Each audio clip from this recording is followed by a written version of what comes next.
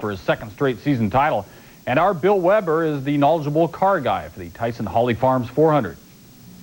Well, Kenny, it's been a fun week reminiscing about the nearly 50 years of wins and sins of racing here at North Wilkesboro. But this morning, this race has been stripped of its happy days mystique as teams try and build momentum for the busy month of October. Former champions like Gordon and Labonte have it. It's building for rising stars like Bobby Hamilton. And one guy looking for it is Dale Earnhardt. But this weekend, Earnhardt appears refreshed and physically fit.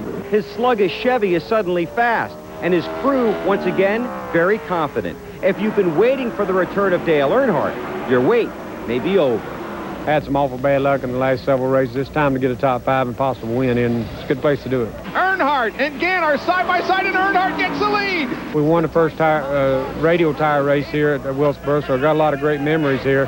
It being the last race, we'd like to win it. It's time for the things to turn around for this team. This team's worked awful hard, and everybody's done a good job. Look at that, 117.937 miles per hour. Well, I think a lot of people are wanting to win here. You know, this is the last race here at North Wilkesboro, and so I think that's a lot of incentive. But, you know, the incentive for us right now is consistency, and we've got some momentum. We need to be able to use that and you know, hopefully come out of here with a good, strong finish. But we're always going for that win also, and we've got a good car, got a real strong car, qualified up front. So far, you know, the weekend's going pretty good. And Terry Labonte wins the first Union 400. We've worked all year to get to this point. This kind of come down to the playoffs now, and we got 5 races to go. We had a good run last week. We started off, had some trouble, kind of fought back there and wound up with a second-place finish. So, like you said, this place has been a pretty good place for us over the years, but boy, it's tough every time you come here. Here is Hamilton. Boy, his car owner won the most at North Wilkesboro. They're going to remember who won the most and who won the last. I think it was 3 weeks ago was 17th in points. Now we're 11th. And 3 weeks ago, we thought we had a shot to get to 10th. Now we got a good shot to get to 6th. So bringing out new equipment, I think, is one thing. This is a new race car. It was new at Martinsville and Richmond, and it's doing a good job for us. We're carrying a new car to Charlotte and a new car to Atlanta and a new car to Phoenix. So we're hoping that we can keep the momentum going. One problem with the short tracks, shorter fields. Ward Burton missed both Martinsville and now both North Wilkesboro races. And Dick Trickle, off the strong run last Sunday, failed to qualify here. Rain shortened final practice on Saturday afternoon to about 20 minutes, but it should be partly sunny and in the low 70s for the green flag today. Kenny? Bill, thanks for the info. We'll see you a bit later. Now, Ted Musgrave with his 5th career pole. He also owned it in last year's race. He's joined up front, of course, by Jeff Gordon, the points leader. Bobby Hamilton on row 2 with last year's race winner here, Mark Martin. There's Ernie Irvin on row 3 at the same track where he began his Winston comeback last season. Bobby Hillen crashed his 77 car yesterday, but they fixed it all up, and he'll start outside on row 4. Rusty Wallace is on row 5. 7 of the top 10 starting spots occupied by Ford. There's Dale Earnhardt starting on row 6, trying to straighten out his season-ending run. And on down to Terry Labonte on row 8, seeking to close in on his teammate Jeff Gordon for the title. Coming up a bit later in the show, we'll hear more from those who've taken on North Wilkesboro over the years, including 10-time winner Darrell Waltrip, whose recollection is outside the oval. Started to open the door to one of the bathrooms. Somebody on the other side said, "Go Udden." I said, "Huh?" Pulled on the door. He said, "I said, go Udden." I said, "All right, Udden." Waited a few minutes and Junior came out. He meant go to the other one, but he kept saying, "Go Udden." Sure, the restroom behavior at North Wilkesboro has been interesting, but we will get to track memories a bit later in this show. Now, of all the pickup truck events in 2 seasons of racing, not once has a woman made the field. Cindy Peterson gave it a try at North Wilkesboro this weekend, but failed to qualify. And in all the events, not often has an outsider made it to the line first. The last non-regular driver to win was Terry Labonte in September of 1995. So in Saturday's race, we knew the winner wouldn't be a standout woman, but what about the regular guys? To that race we go. There's the points leader, Ron Hornaday Jr., looking for his 20th straight top 10 finish. Lap 78. Mike Skinner, second in points, going inside, going after Johnny Benson, and he's into the lead. Benson had the lead for the first 77 laps. Lap 156, Kenny Wallace and Dan Press, they're into each other. Nothing Press can do but spin across the track. Now lap 174, we move along. Skinner having to slow down a bit. Jack Sprague gets after him for the lead, and then Harry Gant. He's into the braking Skinner, 10-2. Both cars up into the wall. Skinner, heavy damage, but he would continue in the race. Off the restart now, lap 178. There's Skinner's damage. I want the restart. There it is. 99, Mark Martin, head inside, grabs the lead from Jack Sprague, could eat no fat. The battle then moved to second spot. Sprague, who'd fallen to third, comes back, sneaks past Benson, and regains second spot. Benson would fall down to seventh. Lap 222 on board now with Mike Bliss. Hornaday trying to pass on the inside. They touch, and Hornaday cuts his right rear tire. As a result of that, he spins, hits the wall, he'd go a lap down. He was penalized then 2 laps for passing the pace truck, and you can't do that. Ends his streak of running every lap this season. Robbie Gordon out there making his truck debut, and that wasn't what he wanted to do. Lap 241, he spins, but he keeps it going. He finished 13th. Through it all, Mark Martin in front, taking the checkered flag. His first truck win in only his second series race. Mark Martin, he's the man. He was third in his other try earlier this month at Richmond. He's the 7th different winner in 20 races held this year. Jack Sprague, he was second, then Butch Miller, Kenny Wallace, and Joe Ruttman. 4 of the top 5s were Fords. Here's the winner, Mark Martin. I just want to thank this Exide team, Jack Rashford. Give me a chance, Exide and Ford. We had a good truck today, and we played it smart, conserved our tires, and let it rip when it was time to go. No shame in finishing second to Mark Martin, I tell you. We got beat by one of the best in the business, and that's pretty much a victory. We wanted a real tight set of tires for track position if we was in the lead, but they had the tires all fixed, and it was just too tight there at the end. We couldn't get them back, but it was an unfortunate deal. I kind of got suckered on the last lap there, but we'll get them next week. The points go like this. Since Ron Hornaday was back in 22nd on Saturday and Mike Skinner was good for 9th, Hornaday's lead now down to 91 points with 4 races to go. Jack Sprague also picked up big ground on the leader, and he has a shot to win it all as well.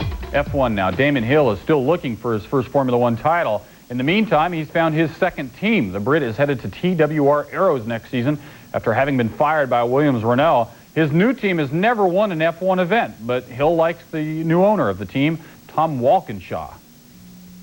Tom has offered me a truly rewarding package, a great challenge, and I'm looking forward to working for him in the future in 1997 and over this winter. Everything this man does and everything he touches becomes a winner. So together we will be worth watching. I thought that was a nice cutaway of Tom Walkinshaw during that. For the 5th consecutive season, Frank Williams has made a big driver move. Damon Hill joined Alain Prost in the Williams team in 1993. Prost then retired after that season. Nigel Mansell left Williams a little later for McLaren. Then McLaren got David Coulthard from Williams after last season. We are coming right back with still more racing. The drags going at it in Topeka, some of them anyway. And we will hear from Ted Musgrave. He's the leader of the field in North Wilkesboro's final Winston Cup event. RPM Today is being brought to you by Pepto-Bismol. The one that coats is the only one you need. And away they go at the NHRA Sears Craft Nationals in Topeka, and it's Pro Stock Bike. Angel Sealing coming off a win last week. She's in front in qualifying. She'll start first. 7.436, 171 and change for Angel. Top Fuel Dragsters next. The Budman Kenny Bernstein, he's near lane against Shelly Anderson. They're racing. And it's Bernstein burning up the quarter first, 4.605. That's 311.20 miles per hour, and that's just fast. Funny car, and they're hysterical. John Force in the Castro Firebird up against Tom Hoover. And Force has already clinched the season championship, firing away here. 4.892, that's 309 miles per hour and some change. Last but not least, the Pro Stock Division. Warren Johnson near lane up against Dexter Cambron, and it's Johnson. He's the man. He gets the top qualifying mark, 6.986. That's a little under 200 miles per hour. Elsewhere in Pro Stock, something that didn't go so well. Jim Etzler, and they're off. And now part of his car is off, and now most of it's off. He's okay. The chute worked. So everybody out safe. The car, it's a mess. Here are your NHRA points leaders. Kenny Bernstein, the man in Top Fuel. He just did move past Blaine Johnson, the late Blaine Johnson, in points 2 weeks ago. John Force, he's already clinched funny cars, we told you. Pro Stock has Jim Yates in front of Warren Johnson. And Pro Stock Bike, Dave Schultz and John Myers, they are very tight up at the top. Coming right back with still more of RPM Today. Back with another goodbye to North Wilkesboro. Winston all done with it. And you see how long this racetrack's been a part of NASCAR history. It means a lot, and you hate to see it go. And just when we start to figure it out a little bit, you know, they're going to take it off the... Winston Cup racing came to North Wilkesboro in October of 1949. That predates ESPN and Jeff Gordon's birthday. Not sure about Berman's birthday on that one. Anyway, a long time ago when men were men and they punched each other in the face a lot. Bob Flock was the man that opening day, getting the first of his 4 career wins. There's much to remember, and Bill Weber is the one to remind us of the many great moments from the oldest speedway on the Winston Cup circuit. Well, Kenny, the Winston Cup Series is going to try and strengthen its aging roots and test its reach by moving to larger markets with shimmering facilities. It's cost promoters millions, but one thing they couldn't buy, the memories of the fans who love this sport and the memories of the men who live it. I know it's going to be a sad moment for everybody when that race happens next Sunday, and as the race is over and we're all leaving and pulling out the driveway when the thing's all said and done, no matter where we end up, and knowing that we probably won't be coming back here. This weekend, the checkered flag at North Wilkesboro will end more than just another race. The flag will bring down the curtain on nearly 50 years of the heroes and history that have molded Winston Cup racing, leaving only the treasured memories of the men and machines that have thundered through the brushy mountains. The list of winners from North Wilkesboro resembles a Hall of Fame reunion, and many can recall their own special moments that they will take with them on Sunday. Yeah, I got a lot of good memories, I guess, and bad memories because we've run so many races there. But probably the one that stands out the most is an incident with me and Bobby Allison back in 71, 72, I guess. You know, came down to the last of the race, and me and him was racing, and on the 2 or 3 laps to go, I hit him or he hit me, and then really got with it then. And if it had been one more lap, neither one of the cars would have made it. That's how bad a shape they was in. So, you know, I guess as far as really getting adrenaline flowing for winning a race, I happened to win the race. That was probably the most exciting moment from my standpoint because it lasted more than just one incident or one lap. Winning in '86, driving for Junior Johnson, knowing I was going to leave that team and move on, that was a very emotional win, a very satisfying, if you will, win because everybody knows that's Junior's, that was his territory. If you beat that 11 car at North Wilkesboro, you had accomplished something. So it was important for us to go there and win. Certainly it was important to go there and win that last race for him that I was going to drive at that racetrack. So I think emotionally and probably memorably that would be it because everybody was there and my mom and dad and Floss and we were all crying and it was a big deal. I remember that one just like it happened yesterday. We were running really good and I ran over something, cut a tire and coming off of turn 4 and barely hit the wall. And the car came to a stop there and I got it refired. I didn't go until they threw the flag because I knew that, you know, we were going to go a lap down. And so I sat there. I got trying to crank the car. I got it cranked, and I sat there for a second. And he had the yellow flag in his hand. He dropped the flag, so I took off. And they didn't like it much. But that's what saved it for us, really. So I caught up on the flat tire, changed tires, and came back and won the race. Just one of those days after that point, everything went right, you know, and the car ran great for us.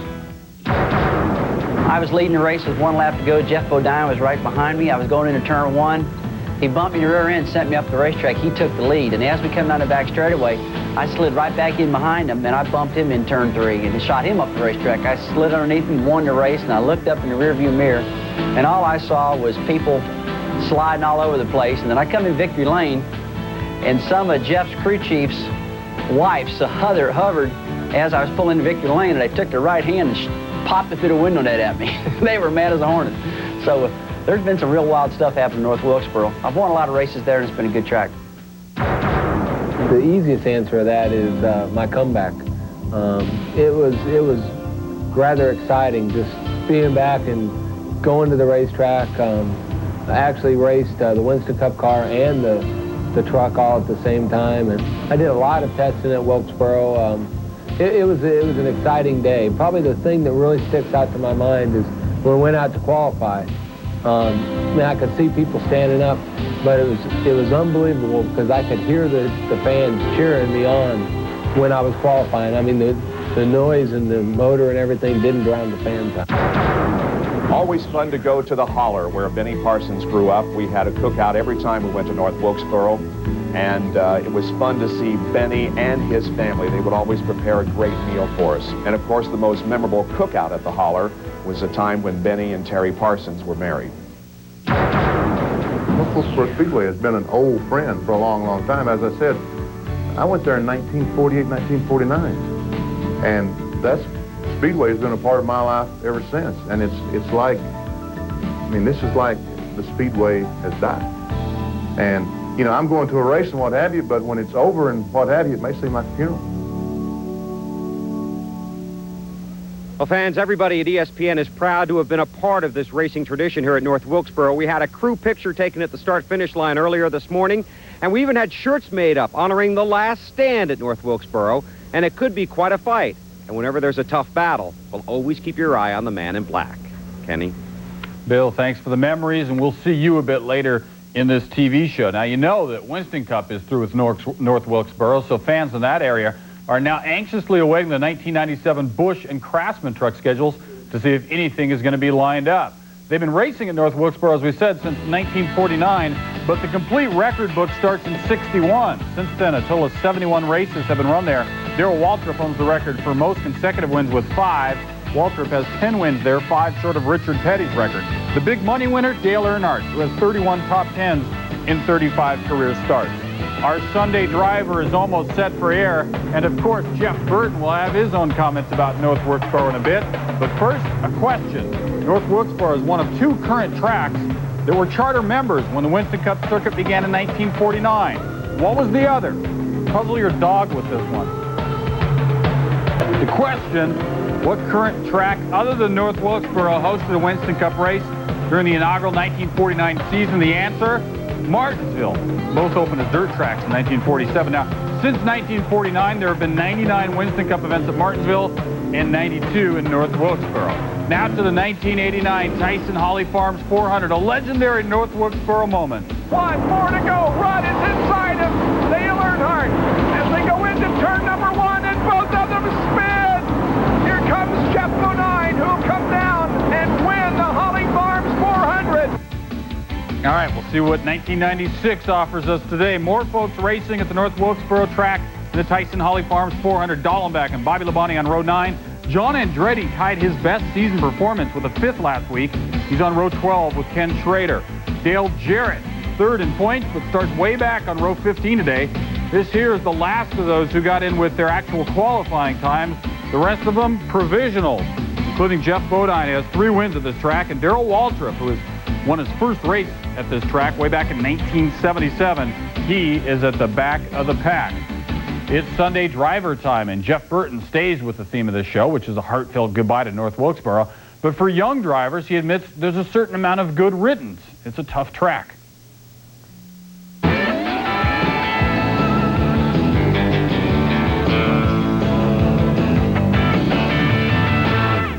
Hey everybody, welcome to the final edition of the North Wilkesboro Speedway's Winston Cup race. A lot of people are sad about it. Some people aren't so sad about it. It's very interesting to talk to different people and get their opinions. Some young drivers like myself don't have a lot of experience here, so it's a very tough racetrack for somebody like me and my brother to get hooked up here, because this is a place that experience is crucial. Some of the older guys, though, they see this as an advantage. They can take this and they can kind of beat us young guys up because we're not smart enough to know when to ease off the throttle a little bit, so they wear us out a little bit here. One of the negatives also is that it's close to Charlotte. We stayed at home last night. It took me 40 minutes to drive to the racetrack. We're replacing 2 races that the teams and the drivers and the owners can drive to with places that are way away, Texas and New Hampshire. So that's a negative. It's really interesting when you look at the whole picture how many positives and negatives. One thing for sure, the people that we know think are negatives are the people that are sitting in the rain right now in the stands at North Wilkesboro. They're very unhappy about losing it, and I don't blame them. This has been a mainstay of Winston Cup racing, but as we all know, as things change, some people, unfortunately, you have to lose something. Every week throughout the year, we've talked about the little things that make a difference at each racetrack. There are a lot of little things at North Wilkesboro that make a difference. The first one that you can see is pretty obvious. It's raining on Saturday. What that does is that shortens our practice. And now what that does is gives experienced people more of an opportunity to go back at their records and look. People that have been successful here in the past will most likely be successful tomorrow because they have some notes and some information to lean on. Another thing that's really, really critical is when those guys look at those notes is getting the right setup. The guy that has the right setup is going to have longer tire wear. Things are going to be smoother. He's not going to spin the right rear tire. And the person that does that is going to win the very last race at North Wilkesboro Speedway. All right, Jeff starts on row 7 today. You know, as the season goes on, he pretty much is hogging more and more airtime. See us on RPM tonight at 8 Eastern. Please watch to justify our existence. There.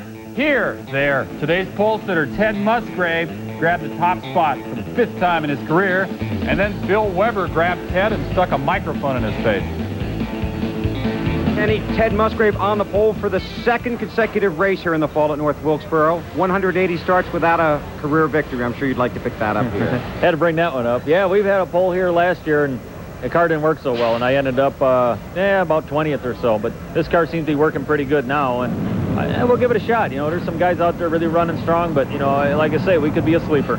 Some of the biggest names in racing have won at this track. This is the last chance to add your name to that list, Ted. That's true. It's the last chance for a lot of people, but it sure would be nice, you know, for a couple of reasons, you know, being the first victory in NASCAR for me and being the last winner here at Wilkesboro, and also getting from the pole to the win and getting the Unocal money.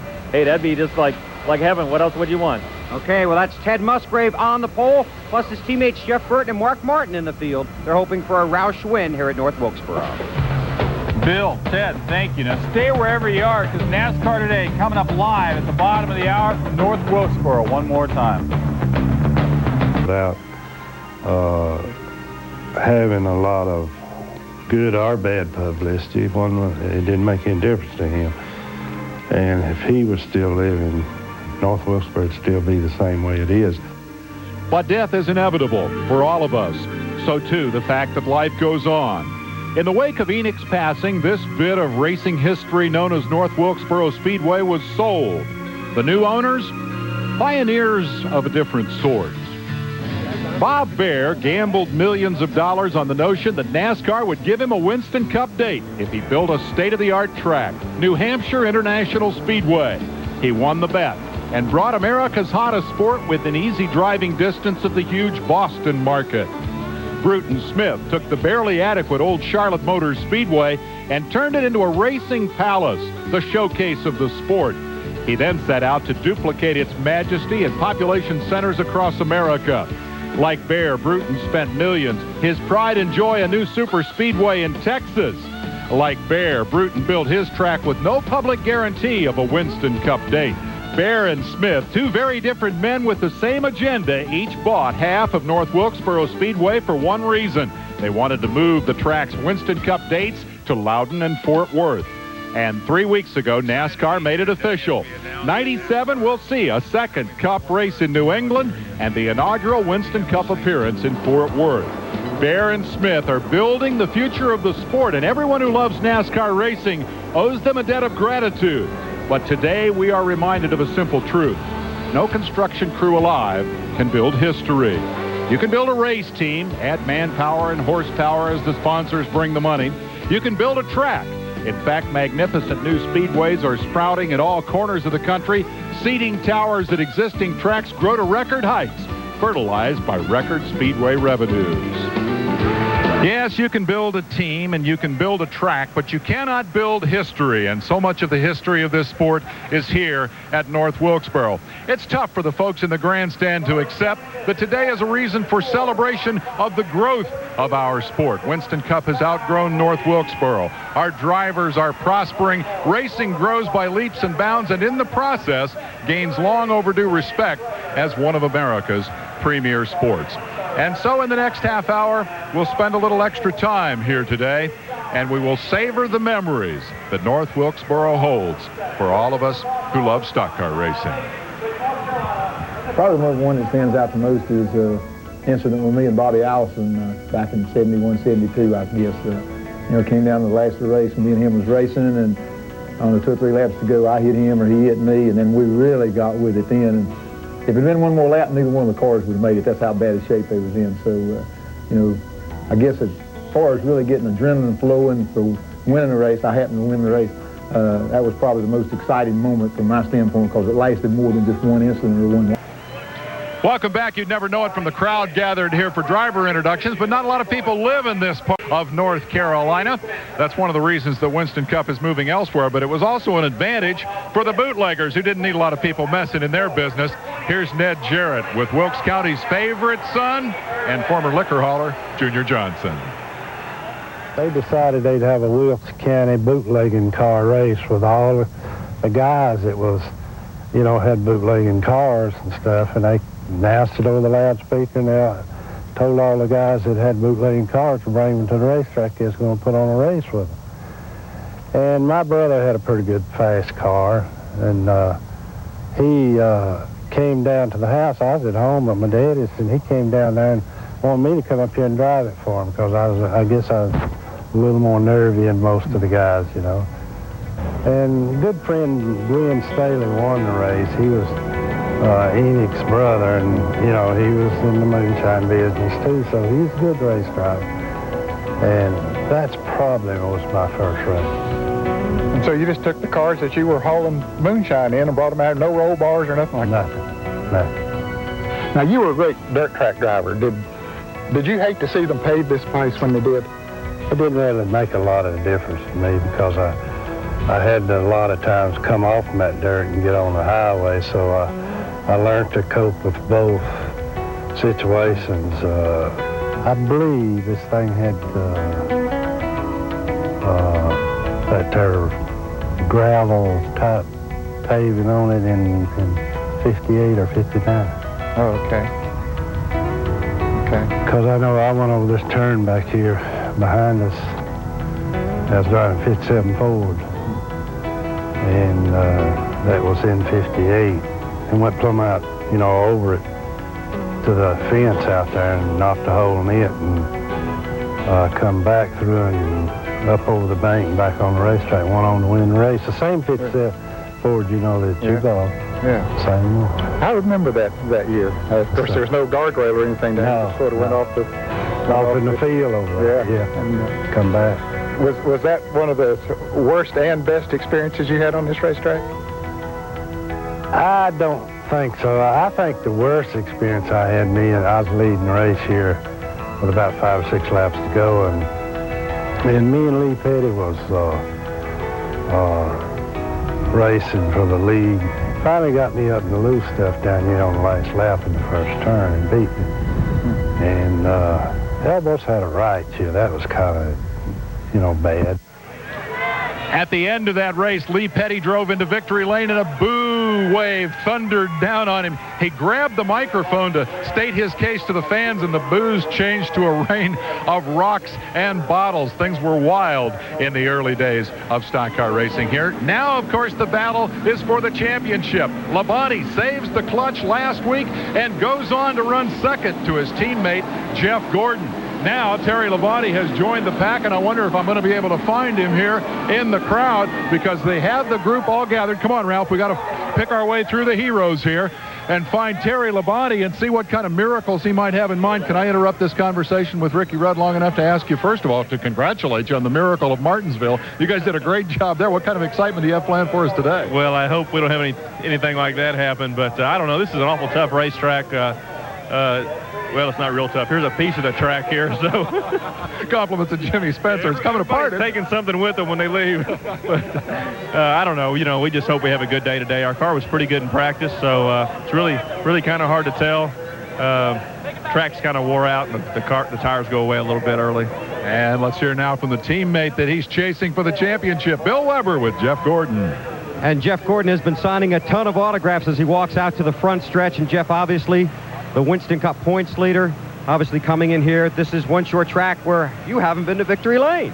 Well, yeah, it is. You know, we've been close here and raced my teammate Terry real hard the last time. And we'd love to win here, but, you know, right now we got to think consistency. I think what's neat is to be here and to be a part of this, you know, being the last event here at North Wilkesboro. Everybody is here. Everybody wants to see the last event here, and I hope we can put on a good show for them. Obviously, you'd like to be the last winner here.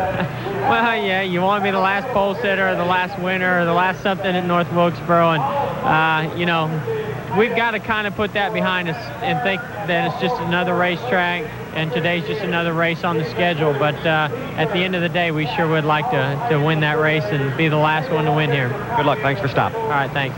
For the record, Jeff Gordon is 81 points ahead of his teammate in the standings coming in. Jarrett, who has always struggled at this racetrack, 162 back. Earnhardt and Martin have faded and really need some strong performances in the run from here to the end of the. Find out all about North Wilkesboro and the rest of the racing action for the day on RPM tonight at 8 o'clock on ESPN2 and weeknights at 7 Eastern Time with John Kernan. We have a whole lot more memories of North Wilkesboro to share, and we'll continue our coverage right after this. Coming up on the final command that will be given here at North Wilkesboro, the drivers getting some pictures taken out on the start-finish line. Our ESPN crew had a similar photo taken here this morning, so the memories will continue to linger. The sad moment will come when we have to leave this track later today. But the last week has been fun, reliving some of the many memories with the men that have raced here. Well, I got a lot of good memories, I guess, and bad memories because we run so many races there. Everybody knows that's juniors. That was his territory. If you beat that 11 car at North Wilkesboro, you had accomplished something. But it was unbelievable because I could hear the fans cheering me on when I was qualifying. I mean, the noise and the motor and everything didn't drown the fans out. The two best beat me, though. The last restart, Darrell Waltrip got me and Dale Earnhardt, and it was still an honor to take third. Linda had a new car that day, so we didn't ride out on that. We rode out laying in the floor with the van with a blanket on top of us. I went there in 1948, 1949, and that's Speedway has been a part of my life ever since. The North Wilkesboro Speedway has been a part of NASCAR's foundation and folklore since the late 1940s. Now, instead of highlights, North Wilkesboro will simply fade into Winston Cup history, leaving behind a dusty legacy of legends, leaders, and their love of the sport. In years to come, we may miss the moments at North Wilkesboro, but we will always have our own special memories. I think when winning in '86, driving for Junior Johnson, knowing I was going to leave that team and move on, that was a very emotional win, a very satisfying, if you will, win, because everybody knows that's juniors. That was his territory. If you beat that 11 car at North Wilkesboro, you had accomplished something. So it was important for us to go there and win. Certainly it was important to go there and win that last race for him that I was going to drive at that racetrack. So I think emotionally, and probably memorably, that would be it, because everybody was there, and my mom and dad and Floss, and we were all crying, and it was a big deal. I remember that one just like it happened yesterday. We were running really good, and I ran over something, cut a tire, and coming off of turn 4 and barely hit the wall. And the car came to a stop there, and I got it refired. I didn't go until they threw the flag because I knew that, we were going to go a lap down. And so I sat there. I got trying to crank the car, got it cranked, and I sat there for a second, and he had the yellow flag in his hand. He dropped the flag, so I took off. And they didn't like it much, but that's what saved it for us, really. So I caught up on the flat tire, changed tires, we came back and won the race. Just one of those days after that point, everything went right, and the car ran great for us. I think it was in 1988 or 89. I was leading the race with 1 lap to go. Jeff Bodine was right behind me. I was going into turn 1.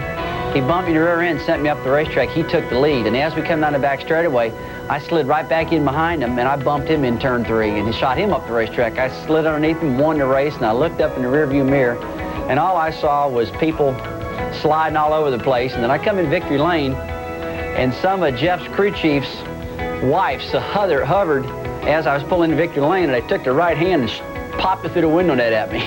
They were mad as a hornet. So there's been some real wild stuff happening in North Wilkesboro. I've won a lot of races there, and it's been a good track. Earnhardt and I were racing, been battling pretty much most of the day, I think. Or I think Dale had a dominant car that day, then he faded at the end, and I came on pretty strong at the end. And as soon as I caught Dale, there was about 10 laps to go, and I kind of gave him a little nudge, let him know I was back there. And caution came out right after that, so it was a 10-lap shootout to the end. And I remember Dale didn't heat his tires up, didn't warm his tires up very good, so I was able to beat him on the restart a little bit. And drove off into turn 1. I got underneath him. I was completely square with him going into turn 1. And, his version, he's going to say that I went up on him, and my version is he came down on me. But make a long story short, we got together, spun going into turn 1. Neither one of us backed it in the fence. We just kind of went down in the corner, did 180, and slid up out of the groove. And about, seemed like a few minutes later, Jeff Bodine came by and won the race. A lot of people were speculating that I wouldn't be able to run the whole race and that sort of stuff. We didn't know. It was a deal that we were just going to go in there and do the best job we could. And we had a car that would really run good on real long runs. And the car wasn't very good on the short run. So then the guys started short stopping the pit stops, and that put us out of sequence because our car was good for, you know, long 60, 70, 80 lap runs, and everybody started short stopping them. So, but we had a good day. It was an exciting day, and just a day that we'll remember. All of our race team will remember for a long time. And you know, it's a shame, but you know, the racetrack kind of goes away. But we're gonna have a lot of memories. A quiet sea of faces, an ocean of memories here at North Wilkesboro. One more race, 400 laps, one more memory. And now, to salute our country, our national anthem. To present the colors, the United States Marine Corps Color Guard, and to present the national anthem from Statesville, North Carolina, Miss Cindy Norris.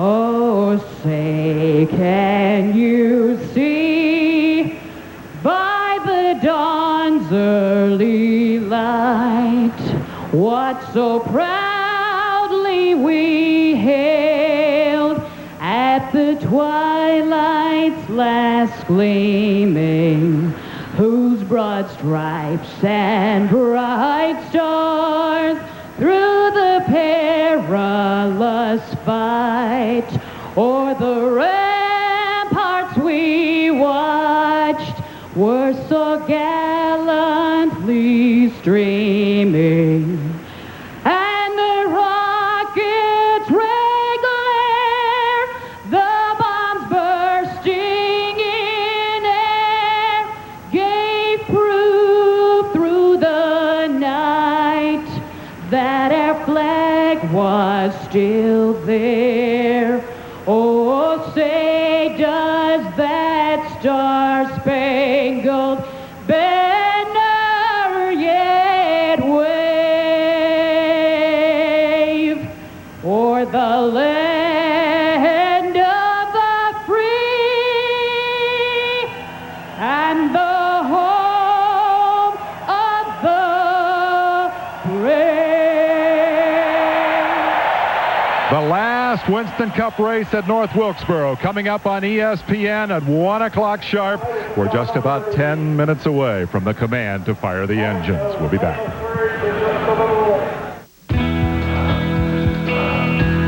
Natural ability can only take you so far. Equipment counts for a lot. I'm always checking out new ideas. You have to stay competitive. That's what I like about Pert Plus.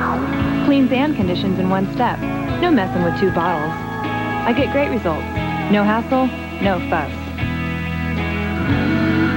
Eventually, we all cross the finish. The winners just find a better way to get there. Pert Plus, great hair, no fuss.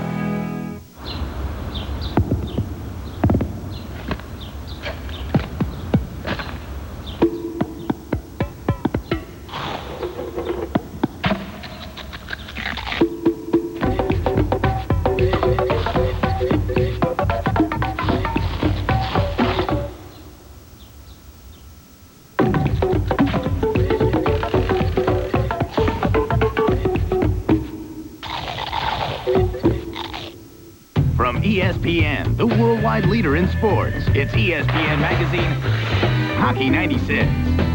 It's time to drop the puck on a brand new season. Will the Avalanche bury the league again? Can the Russian Rocket reload? Will the Great One light up Broadway? We'll showcase the big names and the biggest hitter. Rate your team's GM and profile 6 players to watch this year. ESPN Magazine Hockey 96. On newsstands now. NASCAR Online can plug you right into qualifying for the Winston Cup races. Punch up www.nascar.com on your personal computer, and you get the results direct from scoring. This week's results, you've got Musgrave and Gordon on the front row. Hamilton trying to finish the work he started at Martinsville. Good qualifying runs in row 4 for Cope and Hillen. Rusty hopes the engine will live. 9 championships between Earnhardt and Elliott, and the first guy not on your list is Terry Labonte, who starts 6th. Bill Weber's with the pole sitter. The list of winners is Petty, Waltrip, Earnhardt, Wallace. Ted Musgrave would like to add his name to that here at North Wilkesboro, on the pole for the 2nd straight year here, Ted. How about your car? The car was really good for qualifying, but it was really good in practice before qualifying. Right now, I think everybody's pretty much equal. You got, like you said, you just named off a lot of them that are running real good. Jeff's running good, Mark's running good, Rusty, Earnhardt. There's a lot of veterans that know how to get around this racetrack, and also watch out for that little sneaker Labonte. He's quick, too. Ted Musgrave on the pole, looking for his first career win in the last race at North Wilkesboro. Dave? Thank you, guys. In the history of this sport, we have developed few spokesmen more articulate than Darrell Waltrip. And I think it's fitting that we take a moment to listen to the 10-time winner and his thoughts about Winston Cup racing appearing here for the final time. Banging fenders on a short track at Wilkesboro, yeah, we got expensive cars, and it costs a lot of money to do that today, but it's kind of like a payback. And we got to always be thinking about what we're giving back and not what we're taking all the time. And I don't want to see us get in a situation where it's take from the fans, from the sponsors, from everybody. One day we'll wake up and they won't be there. And our old friends will be gone too. So we got to maintain that fan base. We got to maintain that grassroots level of racing that we all love to make the sport continue to grow and flourish. Darrell's words bring us to the question of the future of this track, which is uncertain. Bruton Smith and Bob Bear each own half. For either to do anything, they need the consent of the other, and they're not talking to each other, nor have they applied to NASCAR for future dates, trucks, Busch, or whatever. These two men at great expense have taken the flower of stock car racing, Winston Cup, and transplanted it elsewhere in more fertile ground where more people can see it. But the roots of this sport are here at North Wilkesboro, and they are in need of water. For Winston Cup to outgrow North Wilkesboro is progress. But if the price of that progress is the death of this racetrack, then this is a sad day indeed. When we come back, we'll talk to one of the greatest drivers ever set a wheel on this place and wrap up NASCAR Today. Stay with us. We're ready to hear those famous words from the Grand Marshal, Mr. Dennis Martin. Fans, for the moment you've all been waiting for, gentlemen, start your engines. Let her go!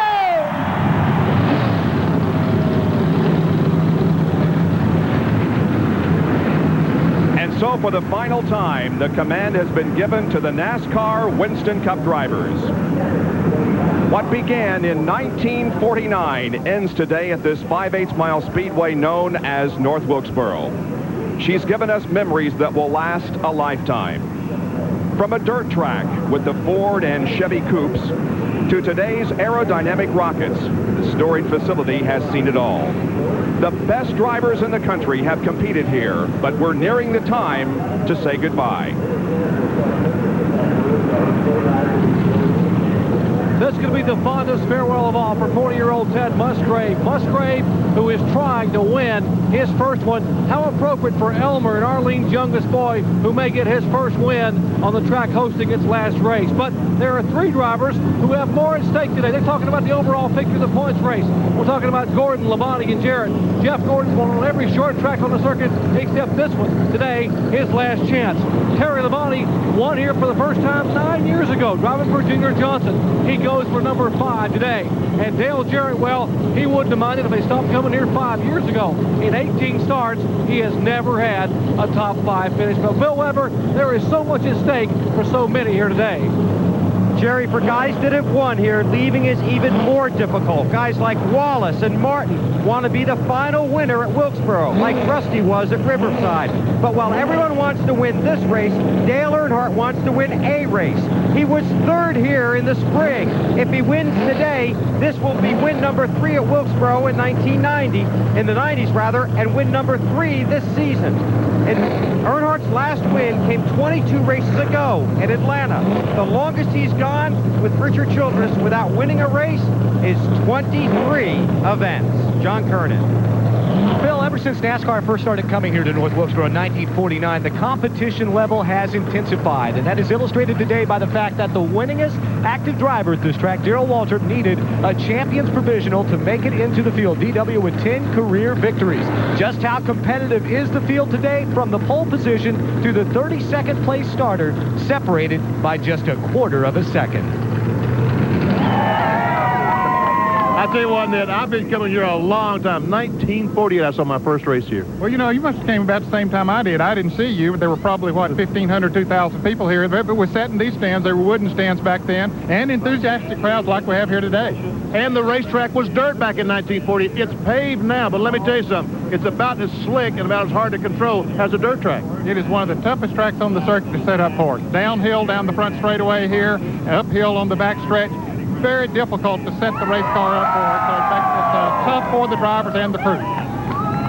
So a lot of fond memories for Ned and Benny, and so too for many of you viewers out there, because we have televised more races from here at North Wilkesboro than any other. This is our 30th telecast from this facility, beginning back in 1982. Well, the cars are rolling out, and as we enter the 27th race of the 1996 NASCAR Winston Cup season, Terry Labonte an 81-point deficit from his teammate Jeff Gordon.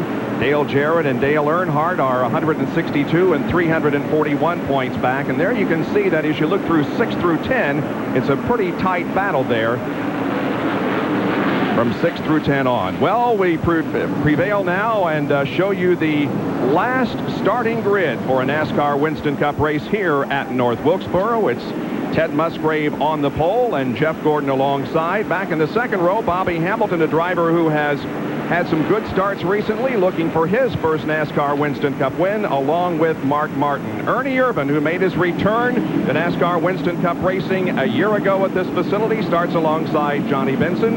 And in the next row, we see Derry Cope and Bobby Hillen. And Cope, after not qualifying at Martinsville last week, great qualifying run here. Michael Waltrip and Rusty Wallace were seen back in the row 5. And there we see Earnhardt, as we said, in row 6.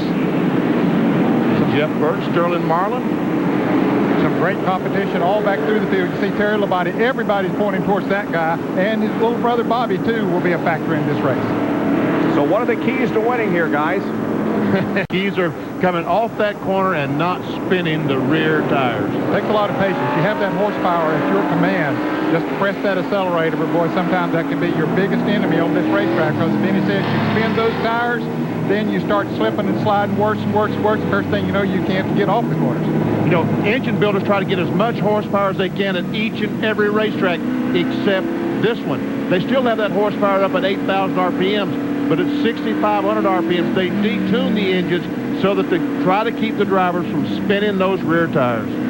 Let's take a look at those who failed to qualify for this final event here at North Wilkesboro. Ward Burton, Dick Trickle, and Gary Bradbury. And it was sad to see anyone have to miss a race here.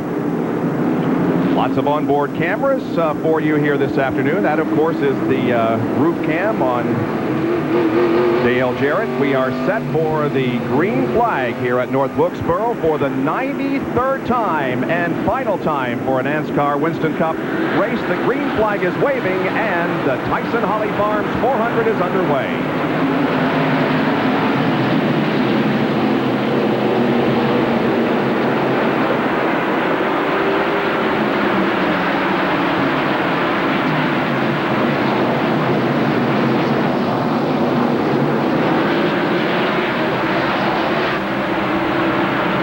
Just about a half a car length outside front row starter Jeff Gordon leads lap number 1. Bobby Hamilton now moves up to challenge Ted Musgrave for second.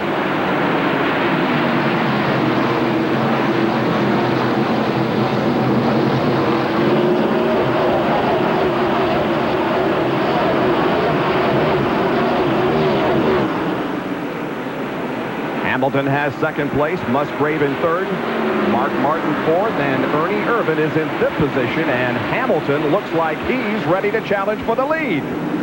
Taking a look. There comes Earnhardt trying to get on the inside of Michael Waltrip, trying to follow Rusty Wallace through that hole.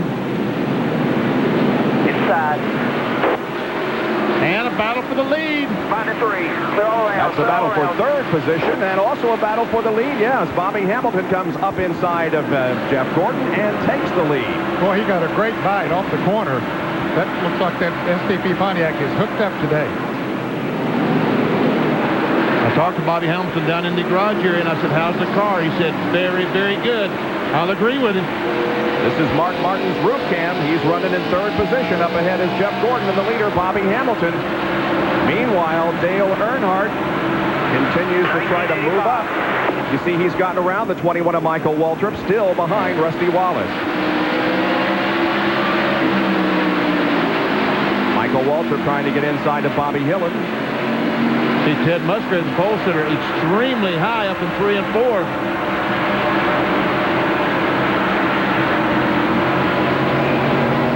Oh, they're close already.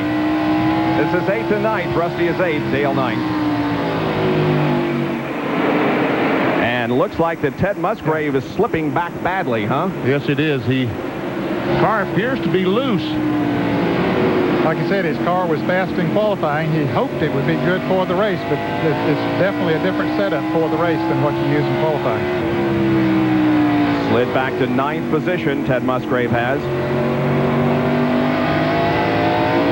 Now Earnhardt takes a look inside of Rusty Wallace at the end of the straightaway, takes the position easily. Slides up, here comes Wallace trying back, but he can't do it. Earnhardt gets a good ride off the turn and takes off. So Dale Earnhardt now up to 7th.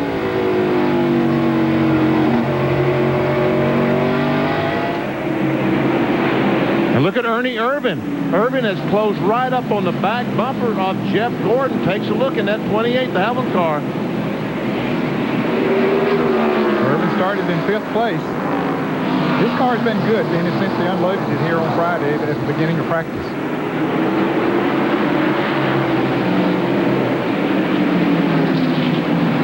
Once again, Ernie Irvin tries to work inside of Jeff Gordon. Didn't have the momentum build up there in the corner to take the position on the straightaway, and so Irvin continues to run in 3rd place. But how about Ted Musgrave? He's fallen back, Jerry. Well, he has, Bob, and I talked to Howard Kump, talked to crew chief, and Ted hasn't said anything to the team at all on the radio, but just from them watching, they could presume his car may be a little bit loose getting into corner, tight in the middle and loose off, and with the rains last night, that's a problem a lot of guys are going to have at least before the first pit stop here today. Falling back to 10th position, and Sterling Marlin is trying to take that spot away from him. Ernie Irvin still working side of Jeff Gordon. He's going to get it. Ernie Irvin goes to 2nd. Now he sets his eyes on that Pontiac. And at the very same instant that was going on, Dale Earnhardt was passing Derek Coates, moved up into 6th place. So 13 laps have been completed. Bobby Hamilton has put his STP Pontiac out front of Ernie Irvin, Jeff Gordon, Mark Martin, and now Dale Earnhardt, who has moved to 5th position. We'll be right back in just a moment. Well, the caution has just come out here at North Wilkesboro because of debris on the racetrack. 20 laps are in the books. Bobby Hamilton at the front of the field. Now, will they pit, Ned? I don't know. They did not. No, they didn't. They've already passed that. Let's go to the pits and Jerry Punch. As you watch these cars single file, the big concern here early on, at least from the Goodyear engineer standpoint, was tire wear. You know, this track is very, very abrasive, and the rains that fell yesterday in conjunction with the jet dryers, one of the engineers said it's like having the track pressure washed. The rain falling, the high velocity wind blowing out of the jet dryers basically blew any rubber the track had off. And they were very concerned here in the spring about tires. They can only go about 70 laps. The 42 car out pit road. And, of course, Kyle Petty, he will come in and change right side tires. You see the crew working on that Coors Light Silver Bullet car. Kyle, who had a great run last week at Martinsville. Let's go to John Kernan. Jerry, the reporters, Kyle has complained of a loose condition and change only right side tires at this time. Didn't see if they made a chassis adjustment, but the signboard comes back out. So we would assume that Kyle would come back in and change left side tires the next time around.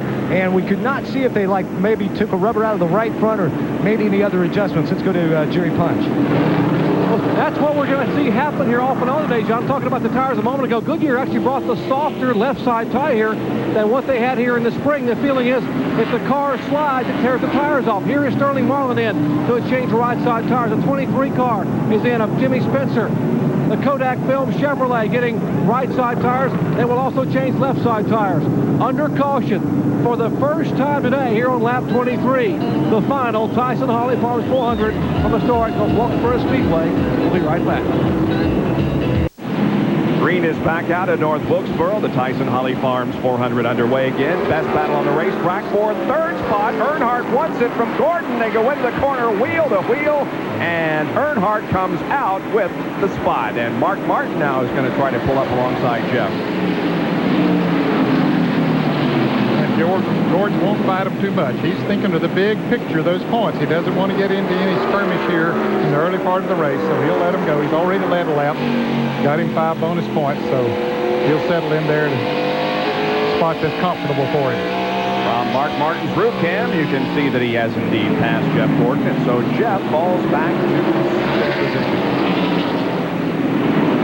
Already a donut on the side of the 1 car there, Rick Mast, as he and Joe Nemechek are wheel-to-wheel side-by-side. He hopes that's all the damage he'll have today when he leaves this racetrack as a wheel mark. Jeff Bodine, whoa-ho, gets a little loose and causes a traffic jam behind. Something's wrong with his car. With his car, yes, something is wrong with Jeff Bodine's car. And Bobby Hill is about to hit him again. I think he's got a flat tire. The left rear tire is flat, Ned, yes. Good eyes. So Jeff Bodine has won this race 3 times, 89, 92, and 94, but he's into the pits early for an unscheduled stop. Look what happened there in turn 4. Well, he was one of those drivers that made a pit stop during the caution, and you see apparently the tire goes down there. He gets a little bit crossways, he gets hit, and right in the middle of all that traffic, he does a good job, and so does a lot of other race drivers do a good job there of keep from running over him. So the work is already done on the QBC Ford, and Jeff Bodine is rolling once again. Meanwhile, up front, it is Bobby Hamilton leading Ernie Irvan, Dale Earnhardt now 3rd, and Jeff Gordon has repassed Mark Martin. Yeah, Mark Martin going in the corner slow to just let Jeff Gordon go by. I thought for a moment that something had happened to Mark Martin's car, but he just was letting Jeff Gordon go. Here's a Graham Field summary for you with the starting position of each driver in parentheses.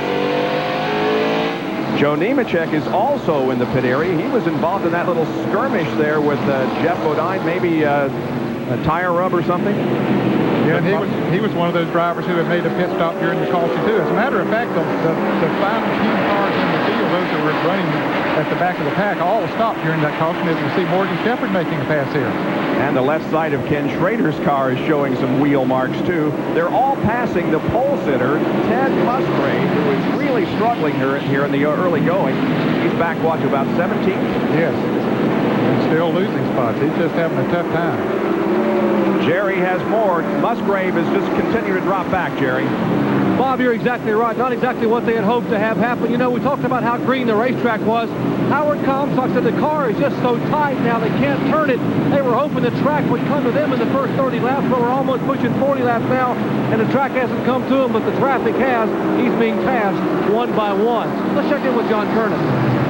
Jerry, I'm up in Jeff Bodine's pit and looking at the tire, the flat tire that came off there, the left rear, and we can't find any problems. There were no punctures. They say the tire just went flat. All the valve stems are in place, so there's no problem there. They say the tire just went flat. They can't find a puncture. Let's go to Bill West. Another strong qualifying run for Johnny Benson. He also drove in the Craftsman truck race here on Saturday. I talked to his crew. They said they learned a little bit from tire wear. Johnny's truck was great at the beginning of that race, but it got more loose as the race went along. They were hoping that wouldn't be the case today. They were going to make the Pennzoil Pontiac a little tighter before the race went on.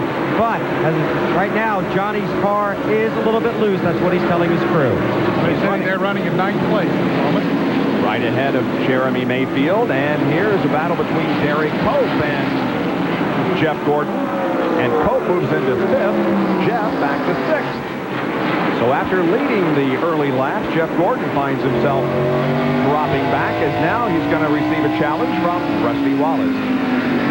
This is from Kyle Petty's cars. He looks at Dale Jarrett and Jeff Green. That's Jeff Green driving the 29 Cartoon Network car. This is the next to the last car. Kyle Petty is behind Jarrett there. Jarrett was the last one that didn't stop. Everybody behind him stopped, and they all have on new tires, and I'm sure that they're sitting there wondering, hey, we made a mistake, because every one of them now have passed him. John Kernan? Well, Dale Jarrett told his crew chief Todd Parrott right before the green came back out, he said, hey, we should have pitted taken on 4 tires because this car is very, very loose. So yes, Ned, you're exactly right. They're second guessing themselves right now, saying they should have made a pit stop and changed tires. Kyle Petty picks up the position on Jarrett. By the way, Joe Nemechek and Jeff Bodine each lost 2 laps when they made their green flag pit stop. Ricky Rudd, Wally Dallenbach. Here is Bobby Labonte and Darrell Waltrip, who took a champion's provisional to get in the race, but Darrell is picking up some spots out there. Yeah, he has those fresh tires. He was one of those that made that pit stop, so he is really coming back up through the field. That was a very smart move. He was back near the pack of the field when the caution came out, so he just chose to come in, put on new tires. Whoa. Very smart. Boy, some contact there between Dallenbach and Bobby Labonte.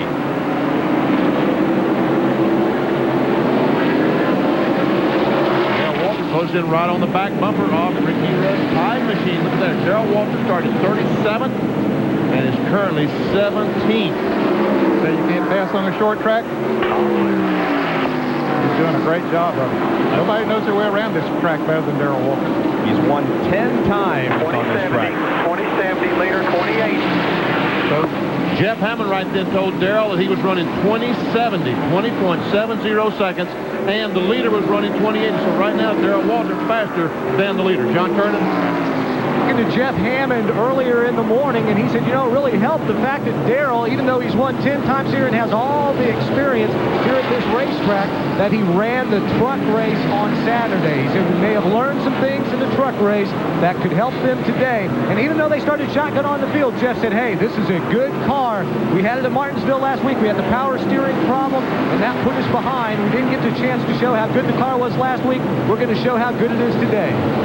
Well, here's a whole gaggle of cars, a whole covey of them coming down the straightaway. Yeah, you got the 23 and the 4 cars, both made pit stops during that caution. They have fresher tires, and they've caught these guys who are racing side by side with each other. Ooh, 3 abreast here. Sterling, you better back off. And he did. Your tires.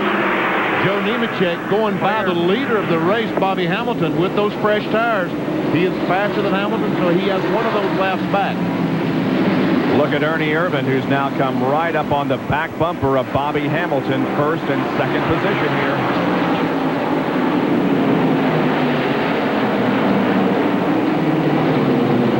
The 28 car, the Halvin Texaco car, has been fast here for a long, long time. When Davey Allison drove that car here, it was a very fast race car.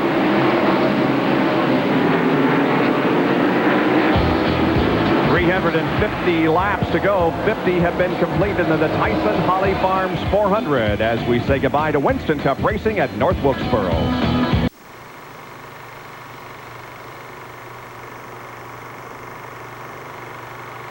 We were running really good, and I ran over something, cut a tire, and coming off of turn 4 and barely hit the wall. I was sitting there, and I didn't go until they threw the flag because I knew that, you know, we were going to go a lap down, and so I sat there. I got trying to crank the car, got it cranked, and I sat there for a second, and he had the yellow flag in his hand. He dropped the flag, so I took off, and they didn't like it much, but that's what saved it for us, really. Going up there and tying Richard Petty's record for the most consecutive starts, and going up there and winning the pole, that was a special day. And then we were able to come back Sunday and win the race, and that was an awesome race for us, and probably the most memorable race I've ever run at North Wilkesboro. I was trying to run Rusty down, got caught up in a wreck there, and Jeff and I just barely made it through. Rusty didn't make it through, and then we beat Jeff out of the pits there for that last pit stop. We were able to hold him off. Terry Labonte has moved from 16th to 8th position, and take a look at his record here. In his 35 races, he has 4 wins, 14 top 5s, and an average finish of 9.3. We've had a change of leader as Ernie Irvin has passed Bobby Hamilton and taken over the top spot. Let's take a look at how it happened. They come off the second corner. Ernie just drives it left, hits the accelerator, and powers by. Sign of a great handling race car. But right now, as Bob said, they are in some heavy, heavy traffic. Johnny Benson is in the pits. Bill Weber. Well, Johnny Benson ran 59 laps and now sits on pit road. A 4-tire change for the Pennzoil Pontiac and a chassis adjustment. They've got the right side on. Now they go around to the left. Several guys starting to drop back in the field, including Earnhardt now at this point, who clearly has one of the best cars he's been in quite a while. 4 tires on for Benson. Jack is away, and Johnny heads back out onto the track. As the front of the field moves by, there you can see Earnhardt being challenged now by Rusty Wallace. Earnhardt moved up so quickly there in the opening laps, but now he is dropped back to 7th position. Rusty takes 6th. What's the situation with Dale, Doc? Well, the concern we talked about with tires is starting to rear its head here on pit road. We're seeing some of the top teams say that in the spring they could go 75 laps, maybe 70 on the average. But this first pit stop today, the Goodyear people said in lap 60, the tires are going to go away big time. You're going to be slipping and sliding, just hanging on. We're starting to see it happen even up front. The 43 car now beginning to slide a little bit. He, of course, has lost the lead, but look for pit stops at the first opportune time, the next 10 to 15 laps. And when the first leader comes, they'll all follow. Well, their estimate was pretty accurate because we're on the 62nd lap now, and we are seeing some drivers slipping and sliding badly out there as we take a look at another Fram field summary. Ernie Irvan coming up on slower traffic. Now, Ernie, when he made his return here a year ago, led 30 laps, and he's back at the front again, about to put a lap on John Andretti. Andretti is running in the 31st position. And Mark Martin right now, the Valvoline Ford might be the fastest car on the racetrack. Remember, he had fallen back to about 6th. He's worked his way back up to 3rd as Bobby Labonte, Kenny Schrader go by Michael Walker, the Citgo car. Denny, I think Mark Martin just sat there and tried very hard not to abuse those tires in the early going, tried to keep a straight pattern around the racetrack, and I think it's paying off for him here right now. Little different look to the 11 car there of Brett Bodine, former winner here at North Wilkesboro. And there's Lake Speed to the inside of Michael Waltrip. This is about 16th, 17th, 18th, and 19th. Look at Johnny Benson. He's got those new tires on there. Look at him go. Feels so good.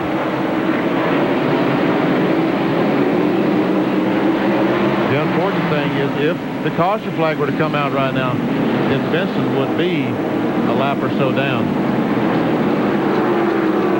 Wally Dallenbach is up ahead. Wally also came in for a pit stop not too long ago, but those running up front have yet to come in for their pit stop, and we want to be here when they make them because it can definitely spell a good position on the track and a bad one. So we'll take a break and be right back.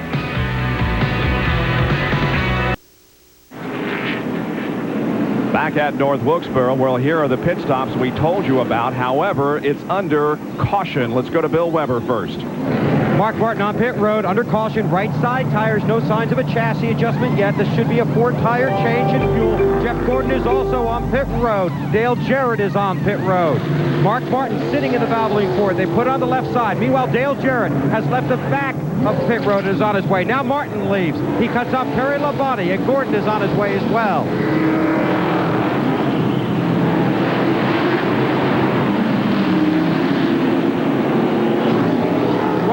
Fender was bending on Bobby Hamilton's STP Pontiac. They took a 5-pound sled, and let's go back to the Irvin pit where Bill is standing by.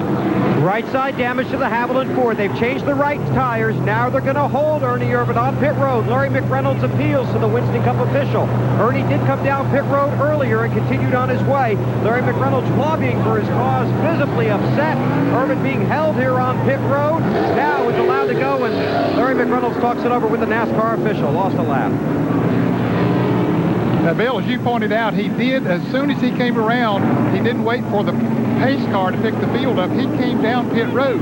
His crew sent him on around, or at least he went on around and got blended back in the field and then came down pit road when they did, but the pits were not open when he came down the first time. So I assume that that's the concern among the the officials there. And, of course, he is being stopped also down at the exit of the pit road while the field goes by. Well, we are under caution because of an incident here on the main straightaway involving Kyle Petty, and it ultimately involved Irvin and Hamilton. Let's take a look. All this started back in turn 3. And Kyle Petty comes off the corner, nails the gas, gets sideways, goes down, gets in the 28 car, and also the 43 car. We see Mark Martin way down on the inside. He avoids all the problems. But both the leaders are having a problem. Now, this is going in turn 3, and you'll see the problem start here. There, we get a bump from the 8 car. He gets the car sideways. He might have had a flat tire because here when he got on the gas, the car just suddenly snaps sideways, and he goes around, and that's when the leaders made contact with Kyle Petty. Kyle is back out on the track. Ernie Irvin, however, has come in for another stop as they continue to work on the left front of the Texaco Haviland Ford. We'll take a break and be right back with more from North Wilkesboro.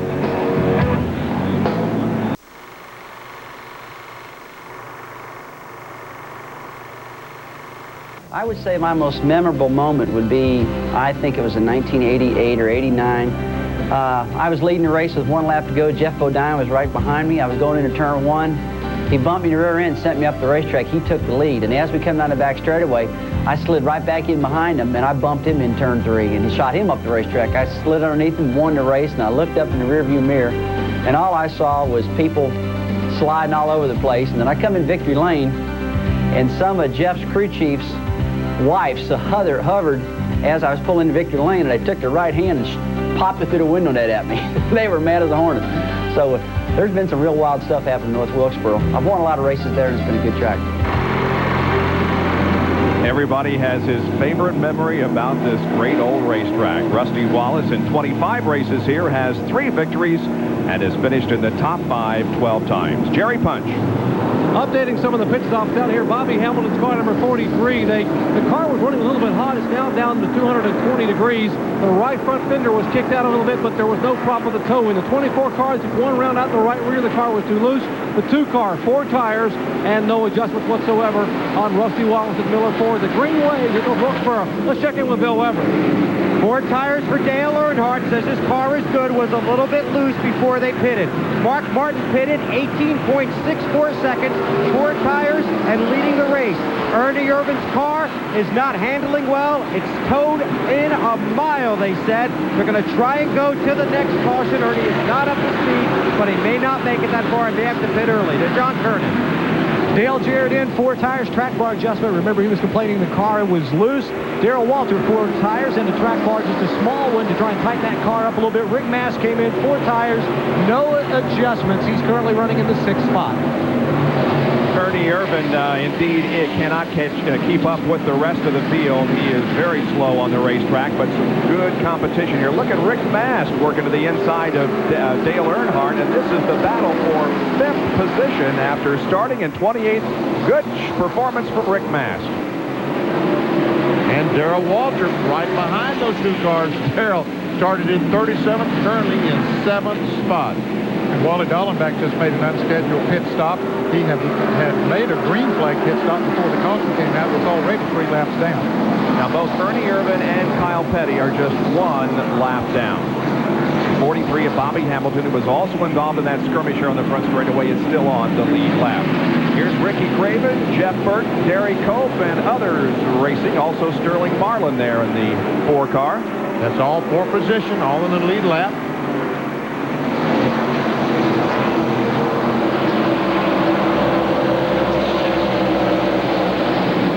There's a Fram field summary. Easy for you to say. Now these cars right now with their fresh tires on are running about 20 seconds a lap here, maybe just a little bit less. Sterling Marlin goes on the inside of Ricky Craven, takes that position away. That should be 10th. There's that new look number 11 as he gets into the side of Ricky Craven. That's Brett Bodine, who won the spring race here in 1990. Messed up his right front fender on that pretty gold car as he got in the left rear of Ricky Craven's car. And there goes Derek Cope under Darrell Walter. And so does Jeff Burton. Darrell said, man, let me back to the inside. Darrell Waltrip hanging on to 9th position. Kenny Wallace The 8 of Hut Strickland, Bobby Hillen, Ted Musgrave all battling in the back of the field. Round about 18th, 19th, 20th position on back. There are 28 cars still remaining on the lead lap. A number of them, of course, lost laps during that little skirmish here off 34. And of course, a number of drivers had made green flag pit stops before the caution came out. And we see Ted Musgrave, the pole sitter, the Family Channel Prime Star car, mired back in 27th spot. Wow. He's the next to the last car on the lead lap. Hut Strickland there in car number 8 would be the last car on the lead lap. Back, who has made a couple of unscheduled pit stops in the last few minutes, and the Circuit City car with Hut Strickland. Jeff Green, by the way, as Benny mentioned, driving that 29 car this week. Meanwhile, up front, Ernie Irvan loses another lap, and that will put him 2 down back in 32nd position. Mark Martin has the lead, Jeff Gordon second. And Rusty Wallace looks like he might be coming in that Miller Ford. Closes up on the back bumper of Jeff Gordon and looks about as racy as I've seen Rusty in the last couple of races. Oh, we got a problem between Robert Presley and Bobby Hillen. Neither go completely around, and no caution. Wow. A tough break for Bobby Hillen because he's got fairly extensive damage to the right front. Meanwhile, we continue to watch Rusty Wallace as he won second position. Wallace, a 3-time winner at this racetrack, looks to the inside, headed down into corner number 3. Here he goes. Here he comes. Look out, Jeff. He's right there. And Jeff will back off, I'll bet, going into the turn. He won't fight him. So back off, let him have the position. Again, thinking of that big picture. The big picture, the NASCAR Winston Cup Championship. Let's take a look at this incident up in the corner between Presley and Hillen. Yeah, one of those situations where the car goes in the corner, the driver on the outside gets hit with the one on the inside. Hits the one on the inside. Happens all the time. And I tell you what, that 33 car got hit right in the left front tire. Could have bent the steering on that automobile. And John, tell us about Robert Presley. Well, I just talked to Andy Petrie, who will become the owner of that team this week coming up. He tells me that the toe has been knocked out, so Robert's going to really have a handful out there. Let's go to Jerry Punch. Well, they're going to call Bobby Hillen on the pit road. Troy Selberg said no use to take a chance on wrecking a car and maybe injuring a driver. Said we really can't tell from here how bad the car is hurt. We're concerned about a tire rub in the right front, even though quite a bit of the fender is pulled away. So they are on the wall poised to bring the Jasper engines forward down pit road. It sure looks a mess, and Ernie Irvan is in, Bill. And Ernie Irvan has brought the Haviland Ford back to pit road. They're going to try and cut off the right front fender. They were held on pit road for too many men over the wall and then sent to the end of the longest line for pitting too soon. So it was a double whammy. They're going to try and cut the front fender off the 28 car and send Ernie back out. Back to Dr. Pond. Most usable tool today has been a sledgehammer. Second time I've seen it used out here at the end of pit road. They peel the right front fender away, change 2 right side tires, and Bobby Hillen's down and away. Hillen goes back on the racetrack, but Ernie Irvan continues to sit there as they work on the car. On the racetrack, meanwhile, Rusty Wallace is coming to the front. He is about to challenge Mark Martin for the lead here on lap number 96. We are almost to the 1/4 mark here at North Wilkesboro, the Tyson Holly Farms 400.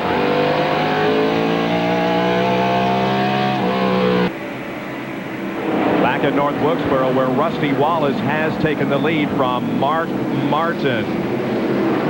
You folks felt like it was going to happen, didn't you? Well, it did. Sure as the world. About a lap after we went to break, Rusty Wallace went down behind Mark Martin in turn 3 and 4, and here's what happened. Mark goes up the hill just a little bit. Rusty didn't. He turned left and took the lead. And so the Miller Ford is up front for the first time this afternoon. Now we look back on second place Mark Martin. Here is Jimmy Spencer and Derek Cope. And what are they battling for? 8th spot. 8th spot. And Jimmy Spencer just took it over. Spencer has a good race car here today. Let's not count out Sterling Marlin and the 41 of Ricky Craven, which is having a good show. Here are the Waltrips. The brothers Waltrip with Michael to the inside and Darrell to the outside. And John Curtin has an update on Darrell Waltrip. John. Well, you've seen Darrell drop back and lose some ground. He had gotten all the way up into the 9th position. But Jeff Hammond just told me that he doesn't like this set of tires and that last adjustment that they made, a slight adjustment on the track bar. The car is still loose on this set of tires, so they would like to get a caution. And now he's getting passed by Ricky Rudd out there on the racetrack. They'd like to see a caution, bring him back in, put 4 new tires on it, and make another adjustment to try and tighten the car up. That puts it back to 19th position. John Andretti is 2 laps down, not on the same lap as Darrell Waltrip, but just as fast as he went forward, he's going back. And Ricky Craven trying to take over the 10th spot from Derek Coates. He does it.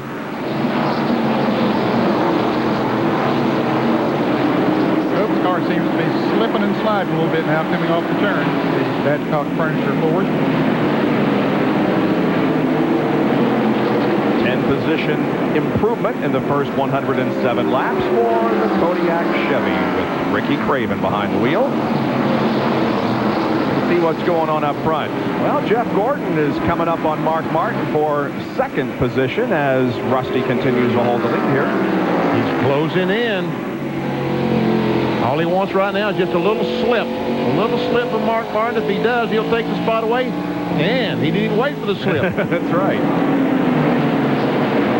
But Jeff Gordon, although he is not taking any chances, has to be concerned about Terry Labonte back there in 5th. Of course, as long as he can keep Terry back there the rest of the season, he's got the championship won. But Labonte has been so strong this year.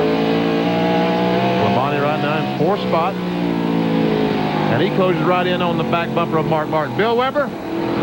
Well, Terry Labonte and his team came to North Wilkesboro 2 weeks ago and brought 3 cars up here, including the silver one that Terry won with here in the spring.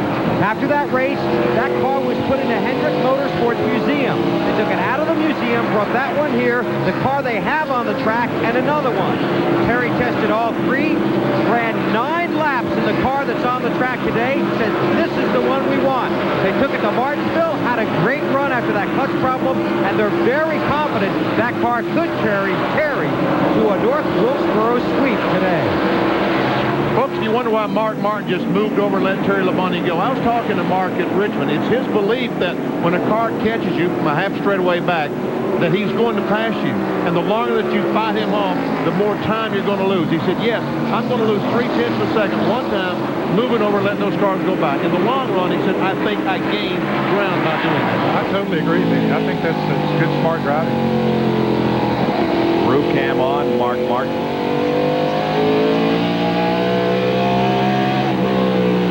Let's see if Rick Mast is able to gain on Rusty Wallace. He's 2 3/4 of a second back right now, and he's closing in on Mark Martin.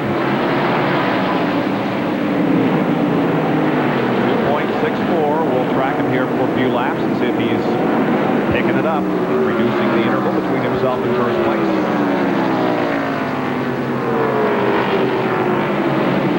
A little piece of tape or rubber off the back bumper on Rick Mast's car. Hey, he's closed up almost 1/4 of a second in a couple of laps.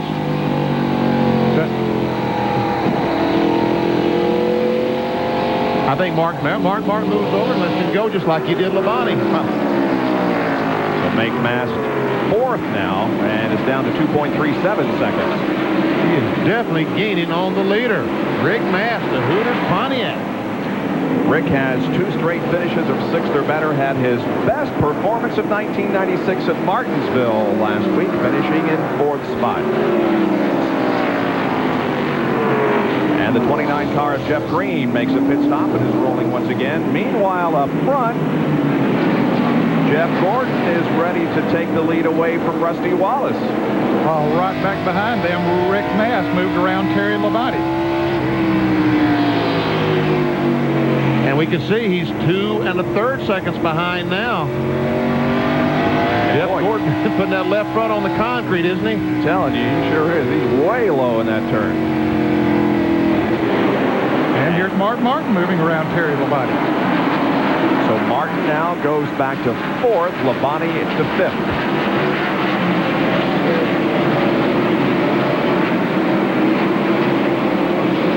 And it looks like that. Whoa, look at that. He gained a half second that lap. But Rusty Wallace and and the 24 car are fighting, and that's exactly what I was talking about by Mark Martin a moment ago. They're coming up once again on Kyle Petty and putting him 2 laps down. He's running in 30th spot after the race here on the main straightaway. Jerry, update us on Rusty. Well, both Rusty Wallace and Jeff Gordon had the same problems during the last pit stop. Both of them had complained their cars were loose. Both of them took different philosophies. The 2 car decided he would go down in air pressure 1 pound all the way around. A big gamble, considering when you lower air pressure, you really can scrape the tires out a little bit. But Robin Pemberton made the call, and Rusty said, hey, that adjustment, Robin, was killer. The car is running well. Jeff Gordon had a problem with the 11 car. Brett Bodine having his problem. He's fallen off the pace down the backstretch, and Brett Bodine will be coming in for a stop. Meanwhile, Dale Earnhardt is making a move toward the front. There he is. Just went by Terry Labonte to move in the top 5. So as these cars in front of him are having trouble, looks like Earnhardt is getting closer and closer to the front. And Ernie Irvan almost hit the wall down in turns 1 and 2. That was a close call for Ernie. That thing just went up the banking, almost hit the wall, but he regained control. By the way, the 17 car, Darrell Waltrip, has just been lapped after he was running up in the top 10. Waltrip now 1 lap down in 24th. But Rick Mast has caught Jeff Gordon and Rusty Wallace. And look how he did it. Look at his times there compared to Wallace. Yeah, every one of his laps was down in the 22nd bracket, where Rusty, most of them were over 21. Yep. And Darrell Waltrip lost a lap. He came in. John? And I'm being told it'll be right side tires only, also a track bar adjustment, and also a wedge adjustment. As they sit here, it's taking a little bit longer. A half round of wedge on the right rear, but it was just right side tires for DW. But he did lose a lap, so he decided to come in and pick and press right sides on, and hopefully they can catch a caution. And now Jeff Gordon upside of Rusty Wallace, a battle for the lead shaping up. It's a good battle down the backstretch. Jeff falls in behind Rusty. And look who's right on Jeff Gordon's bumper. Rick Mast is right there waiting for his opportunity. Into turn 1. Oh, they're awfully close here. Good, clean racing there. And then Jeff Gordon is going to pass him, it looks like. Nope. Rusty battles back on the outside. Now he gets the lead. Oh! Look at Mast. Oh, some contact. Throws Wallace out of control. Yeah, Rusty went on. He started to come back down, and Rick was going to run in there while he was up high, and I don't think Rusty knew he was there. And that could have been bad news for both of them. For both those automobiles. You're right, Ned. That was so close to catastrophe as Mark Martin blows by Rusty Wallace. And I tell you what, both of them report that they don't have a flat tire. The right front on Rick Mast's car and the left rear on Rusty Wallace's car. Now the question is, can Rick Mast go up and catch the 24? How much was Rusty Wallace holding up the 24 car? Let's take a look at this once again. So there we see Gordon go by on the inside. Rusty lets him go, and then Rusty starts to pull back down, and Mast was going to run in there too while that lower lane was open. You could see the smoke fly there where their tires got together. Made some pretty good contact. The left rear on Rusty's car is toward pretty good. Once again, another angle. There we see how he goes down the corner, and boom! Pretty doggone significant contact. Yes. Yeah. A great job on both of them's part to not wreck there. Let's go to John Kernan. I just talked to Rick Mast crew chief Kevin Hamlin. He says, I hope we didn't hurt the car. He said, hopefully all we've got is a little bit of fender on the right front rubbing on the tire, but that shouldn't be too bad because they plan on pitting in about 30 laps. 22 cars are now on the lead lap as Jeff Gordon puts a lap on the 23rd runner at the moment, Lake Speed. We'll be right back. We're back at the Tyson Holly Farms 400 from North Wilkesboro, North Carolina. Coming up next, right after we say goodbye to this place, it's Major League Baseball, and the Padres and the Dodgers will be going at it. The winner wins the National League West. The winner will play the St. Louis Cardinals Tuesday. The loser will face the world champion Atlanta Braves on Wednesday. The Pirates and the Dodgers at 4 o'clock this afternoon, right after the Tyson Holly Farms 400. We're riding with third place Mark Martin and watching Rick Mast up ahead, and Jeff Gordon also, as the 21 car of Michael Waltrip has lost a lap. Michael is in 20th position, so now 19 cars remain on the lead lap. And you see the pole sitter, Ted Musgrave, is now 1 lap down to the leaders, went a lap down just a couple of laps ago. Kyle Petty is back in the pits once again in the Tourist Light Pontiac.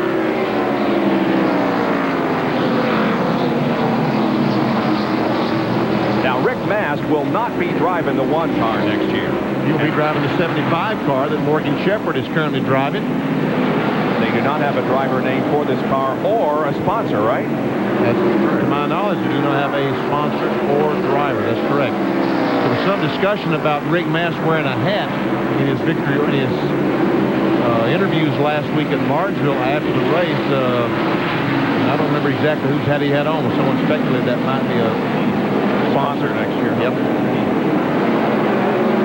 Well, the 18 car is going a lap down here to Jeff Gordon and the others. That's Bobby Labonte, and he's in 19th spot. Well, Kernan, bail us out of this situation. Answer some questions. Okay, the hat that Rick had on wasn't a Hooters hat. The primary sponsor on the car is one of the associate sponsors on the car, Hughes Network Systems. They deal in the digital satellite systems, of little 18-inch dishes that people use when they don't have cable TV.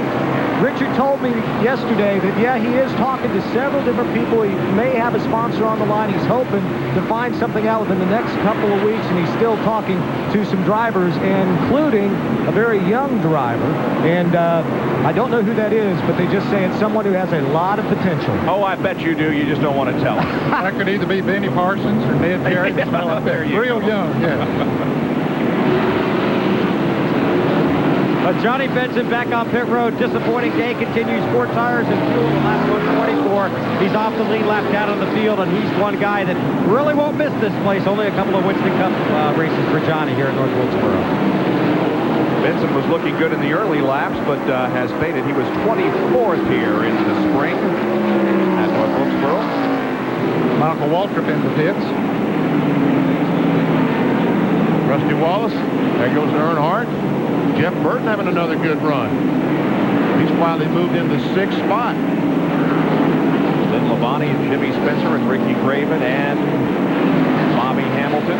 And there's the 12th place car of Dale Jarrett. Of course, 11th place Sterling Marlin just ahead. Since the restart, Dale Jarrett has moved from 18th to 12th position. So he's not doing bad here after a very poor qualifying performance and a 30th place start. And Michael Waltrip has come into the pits. He lost a lap a few minutes ago. Here's Jerry. Right side tires, they changed both right and left side tires. They've gone about 73 left. That's the short track car the Wood brothers had bought from Jack Brown. And while he was merging into the traffic there, he and Jeff Bodine got together a little bit. Now Michael's going to be a lot faster on these new tires, and that's a heavy traffic that he moved into there. But look at him go around Nemechek, just on the outside, no problem. Clear.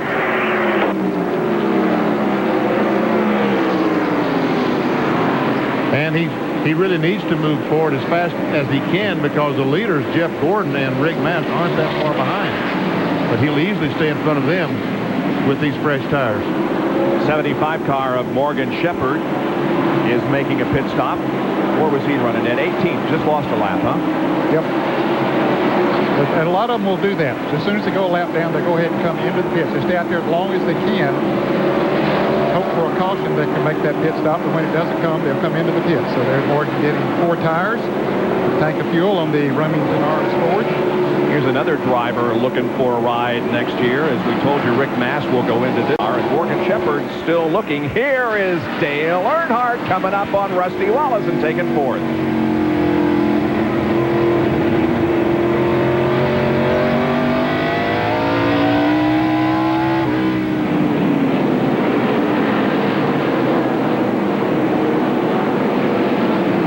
And Earnhardt has the yellow paint on all 4 of his tires.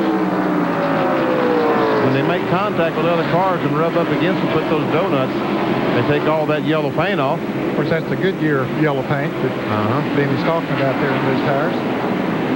Tracking to the interval between 1st and 3rd, Gordon and Martin, 1.21 seconds last time around. Dale Earnhardt has won 5 times here at North Wilkesboro, 4 in the spring race, and he won this event in '91. The 12th car of Derek Cope is in, Bill. Well, a strong start, but Derek Cope fading. Now he's on pit road. Lap 153, right side tires now for Cope. Also on pit road, Sterling Marlin in the Kodak Chevy and Ricky Rudd's Tide Ford. Left side tires going on. Derek Cope's car, the fuel is in. Extra man, they're allowed to clean the windshield, waiting on the left front. Derek Cope is down and away. Lengthy pit stop for Cope. Jerry Punch. Same way, 4 tires changed for Sterling Marlin. No adjustment as far as the car is concerned. A slight air pressure adjustment on the 4 tires they put on. So Rudd and Marlin both back out on the racetrack. Meanwhile, Gordon's got some heavy traffic up ahead. Johnny Benson, the Pennzoil car, we saw him in the pits just a moment ago changing 4 tires, and away he goes. Dale Jarrett's in the pits, changing 4 tires. Looks like the stop is complete. Tommy Mullis says, go, guys, go. That's it. He had also just lost a lap in 13th position, and so Jarrett with fresh rubber is back out there. Yeah, he hadn't been left on the track. He got left when he came into the pits. And you can see the difference in speed as those on the racetrack go by quickly, and Dale keeping the car under, what, 35 miles an hour? 35 on pit road here. Of course, he'll merge into the traffic. Hopefully he doesn't have to go into heavy traffic like Michael Waltrip did there a little bit earlier. We saw Terry Labonte just a moment ago on the outside of him. Let's see if Dale Jarrett's on the inside of him. He's not there. John Kernan. Dale Jarrett in, 4 tires, 1.5 round to fight. Remember, he's been finding a loose condition on that car. And guys, Rusty Wallace is headed down pit road. Let's go to Dr. Jerry Punch in Rusty's pit. Well, Rusty's car has faded. The car has gotten loose, so they're going to change 4 tires. They're going to go back up on the air pressure in the right front. Right side tires going on the Miller Ford Thunderbird. Rusty Wallace bringing his favorite car, Ronnie. This is the car he was leading with 10 laps to go when he tagged John Andretti in turn 3 and hit the water barrels a year ago. Left side tires on the Miller Ford Thunderbird. Remember the air adjustment, trying to tighten the car up. Wow. 17.8 seconds. Wow, what a great pit stop by that crew. Comes out just ahead of the leader, Jeff Gordon, and the 43 car, Bobby Hamilton, is coming down, and he is pitted off. He's the last one pitted down there in turn number 1. Of course, Bill Elliott came in right behind him. You see both of them on your screen. Bill Elliott on the left, Dale Earnhardt coming into the pits, and Ricky Craven goes out. Ken Schrader, the 25 car, him goes out as Earnhardt comes down the pit road. So green flag pit stops here. Everybody will be coming in very shortly. For one thing, the leaders can't afford, once the leader, some of the front runners have come in, the others can't afford to stay out there too long because they're going to be picking up a second to lap on you. Bobby Hamilton back out. Jerry Punch is there with Earnhardt. Routine 4 tire change for Earnhardt. Right front tire rolls away as they will change right side tires. Now go to the left side. Let's check into Bill Weber, who's up in Terry Labonte's pit. Terry Labonte has been a little loose on this set of tires. They're going to try and tighten it up a little bit. 4 tires and fuel for the Kodak, for the Kellogg Chevrolet. He's on his way, so is Earnhardt. And Gordon is now on pit road, and he'll make the drive almost to the end of pit road. Mark Martin is right behind him. To John Kernan. Rick Mast is in. It's the right side tires already changed. Kevin Hamlin, the front tire changer, pulls that right front fender off of the tire. They're coming around to the left side, around the bike, taken out of the right rear. Jeff Gordon is in. Let's go to Dr. Jerry Punch. Rick Mast. It's been 91 laps since Gordon pitted. No adjustments, 4 tires. Martin also on pit road. Left side tires on Gordon. He is down and away. They clean the windshield. Mark Martin getting his car serviced. Valvoline forward, down and away. Great pit work down here on the far end of pit road. So everyone up front has made a pit stop here at the 162 lap mark. We'll be back with more live coverage of the Tyson Holly Farms 400 in just a moment. John, thank you very much.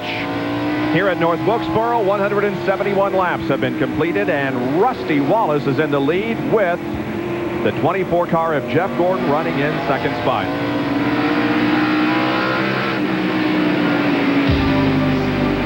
It's our final visit to North Wilkesboro after 30 telecasts. Winston Cup Series will not compete here after today. Our telecast this afternoon is being brought to you by Quaker State, the motor oil that exceeds the highest standards for engine protection, and by Brewery Fresh Budweiser, who reminds you fresh beer tastes better.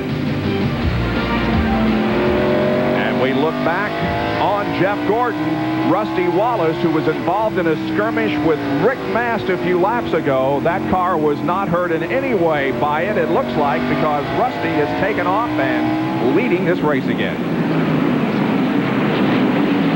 And Jeff Gordon right now is pressuring Rusty Wallace. Just a couple of laps ago had taken a look on the inside. There we see Mark Martin and Rick Mast, the fourth place car. They had to, on Rick Mast pit stop, they had to pull the right front fender off that tire, as John Kerner reported, and that little bit of time cost him that much track position. He was right on the leader's bumper when he pitted, but comes out quite a bit of interval between himself and the leaders, and a lot of traffic also between second and third. As we watch Rusty Wallace, Bobby Hamilton, when he made his pit stop, he came out behind Rusty Wallace. He passed both Jeff Gordon and Rusty Wallace and has pulled away, so he's got himself back in the lead lap. Hamilton's running 16th. There you can see a 2.8-second interval between first and fifth, as Dale Earnhardt is in the fifth position.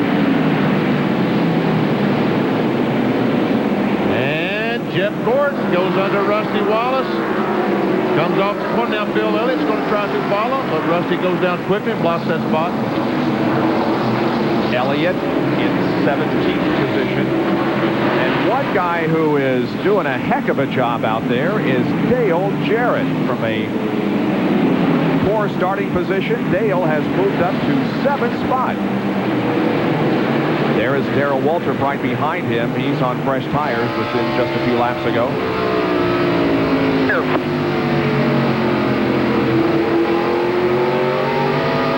Darrell Waltrip has lost 3 laps and is now shown in 33rd spot.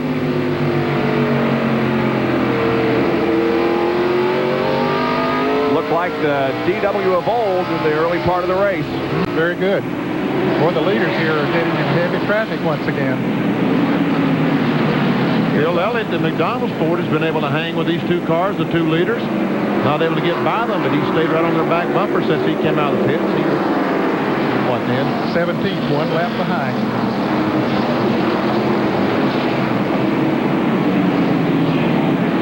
Also, Jimmy Spencer is hanging with him. He's 18th. 1 lap down to these leaders as Robert Presley once again. I want to say hello to Leo Jackson, the 33 car. Robert Presley, he's the owner of this car. Andy Feature will be taking over as owner of the car next year. Leo isn't here today. I was going to pat him on the back and tell him how much I appreciate everything you've done for me over the years, but tell you what, those crowds in western North Carolina better look out with Leo Jackson not having to go to the races on the weekend. Robert Presley, by the way, will drive the 29 car next year. Well, Rick Mast seems to be showing some muscle here of recent. Well, certainly he's running good, Bob, but when the leaders got all this heavy traffic, that allowed Rick to catch up a little bit. He has a good race car, no question. There he is right on the back bumper of Mark Martin. But when they got in that heavy traffic, that certainly helped his cause a little bit. There he goes to the inside of Mark and takes 3rd position. Now the leaders have cleared what was previous traffic for about 4 or 5 laps that held them up. Now Mast is going to have to go through it. You see where he is and where the leaders are over there? Yep. There'll probably be a half lap. Oh, a battle for the lead. Here comes Rusty Wallace. Wow, these cars are awfully equal, aren't they? They sure are. Rusty gets the lead back here on the 185th lap. The interval is going to grow here because there's a lot of traffic between Rusty Wallace and Jeff Gordon and Rick Mast. It'll be 5 seconds by the time Rick Mast gets through all that traffic because it is heavy, heavy traffic. So Rusty Wallace assumes control of this event once again. We are less than 15 laps away from the halfway mark of the Tyson Holly Farms 400. Last week at Martinsville, we showed you the chain the teams use to lift the rear tires off the ground during pit stops. Today, a closer look at this critical piece of equipment. Here on the rear of Ken Schrader's Budweiser Chevy, you can clearly see the chain lifting the right rear wheel.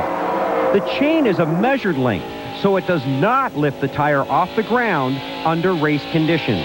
But watch what happens when the chain is disconnected. With one pump, the front tire is off the ground and moves freely. But because the chain does not lift the rear wheel, it still sits on the ground. That requires a second pump on the jack and more time spent on pit road.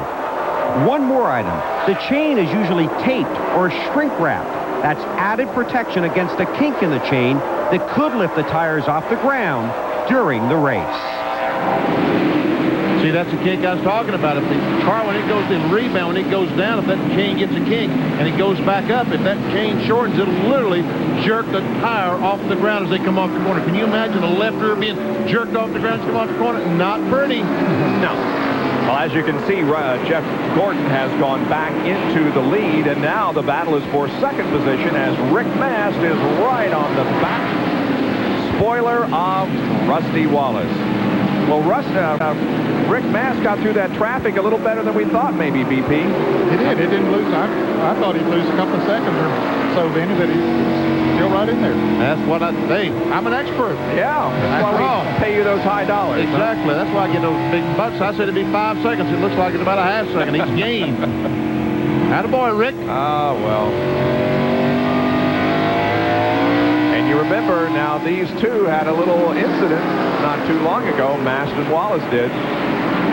Look at this. First 24 races, 2 top 10s, and he's had 2 in the last 2 races. Now they're both trying to get by the lap car of Bill Elliott and McDonald's Ford. Looks like Rusty may be on the inside of him now.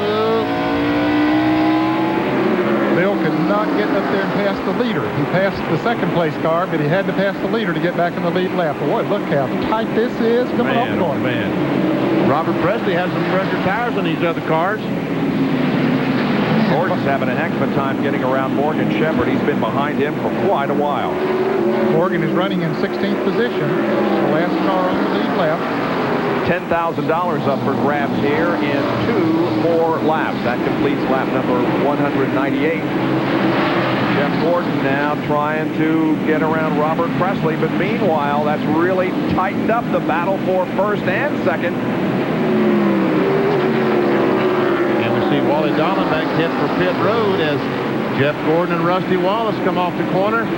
$10,000. Next time around, $10,000 to the leader of the race. Rusty would like to have that money in his pocket. Well, they gave him the halfway mark that time. Did they? You're right. You're right. Yep. So Gordon's got it. Scoreboard's a lap off. The halfway point has been reached. Jeff Gordon wins it. And now Morgan Shepherd is trying to stay on the lead lap, but is not going to. Just as a point of interest, 7 times this year, the leader at halfway point has won the race 7 times. Dr. Jerry Punch has more. You talk about how focused, how much these drivers concentrate on the short track. You worry primarily about the car in front of you, passing them, and also maintaining your line. A moment ago, Jeff Gordon radioed to Ray Evernham and said, "Hey, Ray, who's leading? Who's leading?" Ray said, "You are." Jeff said, "Oh, that's good." And check this out. Dale Earnhardt has joined that, and Mark Martin. Things are tightening up here at the halfway mark. Yes, they are. 1, 2, 3, 4, 5 cars, nose to tail. First 5 right together on the racetrack. We'll jump on board with Mark Martin here.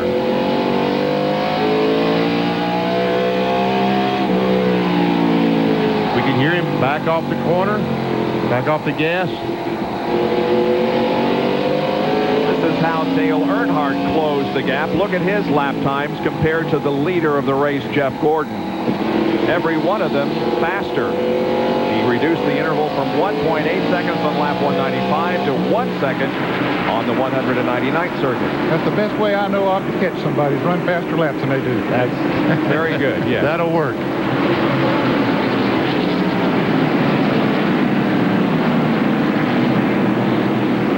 The last time Dale Earnhardt, he has caught these cars several times today, but on long runs, it seems like the Goodwrench Chevrolet seems to fade. But although they made a pit stop or 2 since that long run, and he might have the car adjusted now. What do you think, Bill Weber?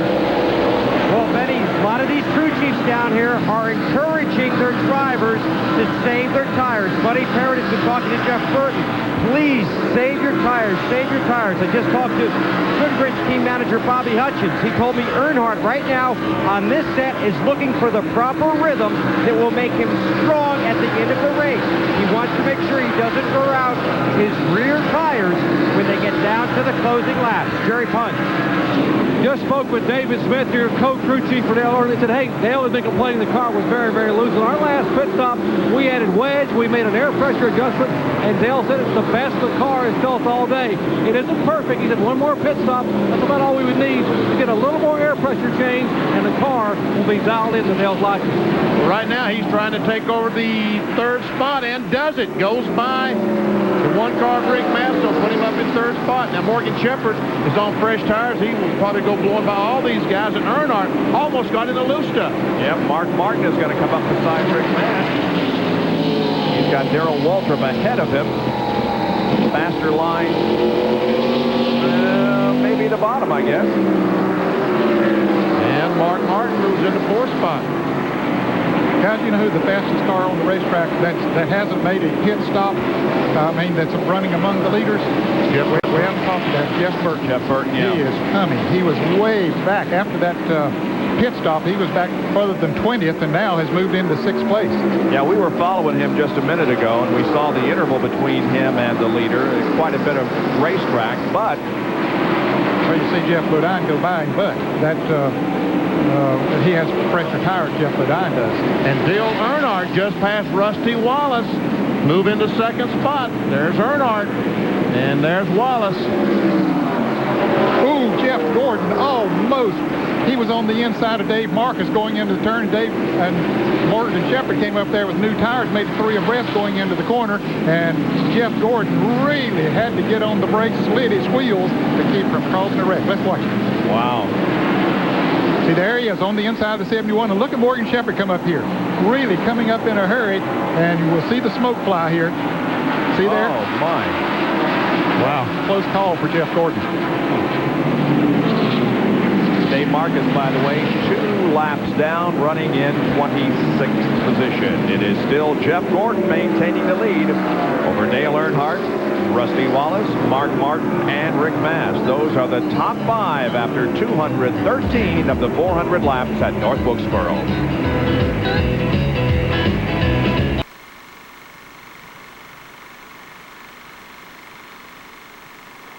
Well, I got a lot of good memories, I guess, and bad memories because we've run so many races there. But probably one that stands out the most is incident with me and Bobby Allison back in 71, 72, I guess. Came down to the last of the race, and me and him was racing, and on the 2 or 3 laps to go, I hit him or he hit me, and then we really got with it then. And if it had been one more lap, neither one of the cars would have made it. That's how bad a shape they was in. So, I guess as far as really getting adrenaline flowing for winning the race, I happened to win the race. That was probably the most exciting moment from my standpoint because it lasted more than just one incident or one lap. Well, guess what? Dale Earnhardt has worked his way into the lead. The 24th race led here for Dale Earnhardt, and here's how he got around Jeff Gordon. Doing it the tough way, isn't he? I don't want to go on the outside. Do you, Ned? Well, I don't like it not on a track like this, but he goes up there, has a lot of confidence in Gordon, and Gordon didn't fight him too much. He just let him go. And wonder if Gordon, when he got in, he and Dave Marcus got together, it looked like their tires might have rubbed a little bit. How about it, Jerry Punch? Well, what Jeff has told Ray Evernham, Ned, was that he is flat spotted to right front when he became the meet in that Shepherd and Marcus sandwich a little bit ago. He said, I know we want to go 25 more laps to pit. He said, but Ray, I'm not sure we can make it 25 more laps. The car is going away. And Ray said, just back off and save that right front. We got about 2 more stops. We'll get it fixed. Don't worry about it. Meanwhile, Dale Jarrett has caught Rusty Wallace for 6th position. Now we'll see Ricky Rudd out there in the Tide Ford. He just came out of the pits. Ricky was running along at about 9th position, and he chose to make an early pit stop. Johnny Benson Jr. is in the pits right now, but Rusty's car really has gone away. He's just hanging on out there, hoping for a caution or waiting for one of the leaders in front of him, and then he'll come in. Dale Jarrett's best finisher was 7th. Been in 18 races, but he's right on that back bumper of Rusty now. Let's check Jeff Burton and see how he's doing, leader. The interval on the left side of the pylon. We'll just check him out. 2 3/4 seconds behind right now as we watch Dale Jarrett's Ford Quality Gear car try to get by Rusty. And yes, Rusty cannot control it. Goes uphill, and Dale Jarrett drives on the inside. And we can see that Jeff Burton is the fastest on the track. He's gained 1/4 of a second. Yeah, he has now passed Mark Martin for the 3rd position, so Jeff Burton is on the tear.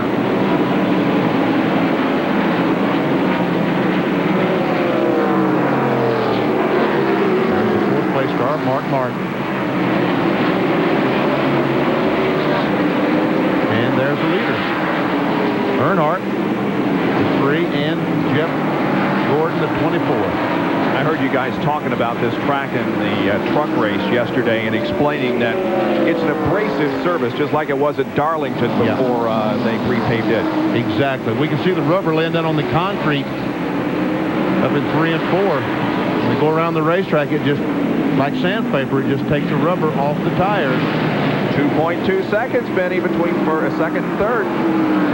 Yeah, he's moving right on up. Jeff Burton. That side battery forward. Now let's see, there's the 4th place car. There goes the 1. There goes Dale Jarrett. And there comes Terry Labonte. He's the 8th place car trying to chase down Rusty Wallace.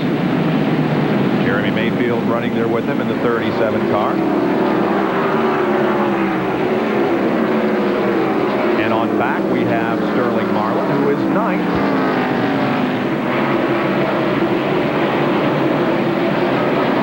Started in 13th. And then your scoring pylon will show you that the next car after Sterling Marlin will be the 41 of Ricky Craven. Where is he? Sterling Marlin heading for the pits, and there comes the 43 car. Derek Cope is in the pits. There is Marlin on pit road looking for his stall. Just down here about 3/4 of the way down. Long pits here. Let's go to Bill Weber. Derek Cope coming in for 4 tires. They've already got the fuel in. The rights are on. The lefts are tight. Derek returns for the race. Jerry Punch. That 31st place finish last week at Martinsville. They make an adjustment on the left rear, trying to tighten up. And Kodak Film Chevrolet 1, 2, 3 half rounds. That's a round and a half total. He is also jacked down and away and pulls out right to the side. Hud Strickland.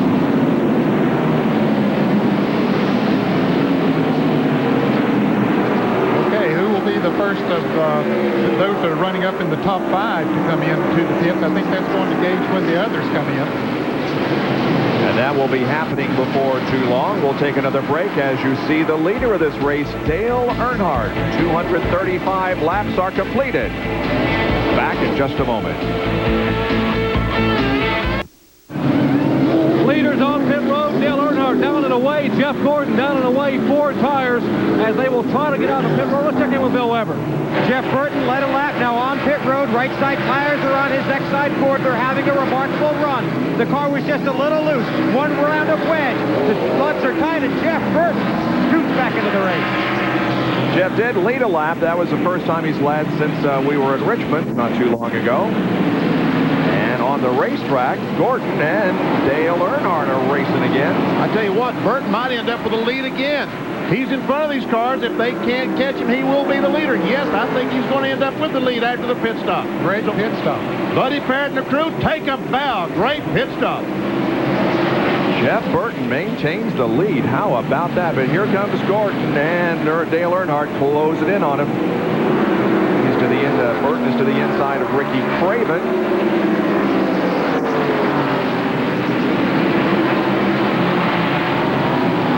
Ricky Rudd, is he the leader of the race? Yeah, he's the leader of the race. He hasn't pitted yet.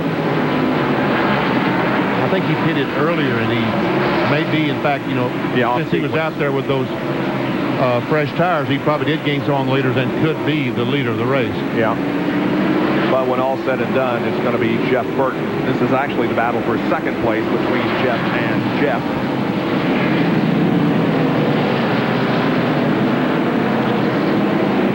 Mayfield rolling back onto the track after a pit stop. There's your points leader in NASCAR Winston Cup competition with an 81-point lead over Terry Labonte. Jeff Gordon running third here this afternoon. We've had 7 leaders so far today, including Gordon and Hamilton and Wallace, Martin, Irvin, Earnhardt, and Jeff Burton. Gordon has led the most, 81 so far. I'll tell you what, if that 28-43 had not had the accident on the front stretch and was able to race with these fellas, it would be some kind of race now, wouldn't it? Yep. And Sterling Marlin and Rick Mast are racing for the 7th position. Mast goes to the inside, takes it from Sterling. You now have 15 cars on the lead lap. Riding with Michael Waltrip, who's 9th.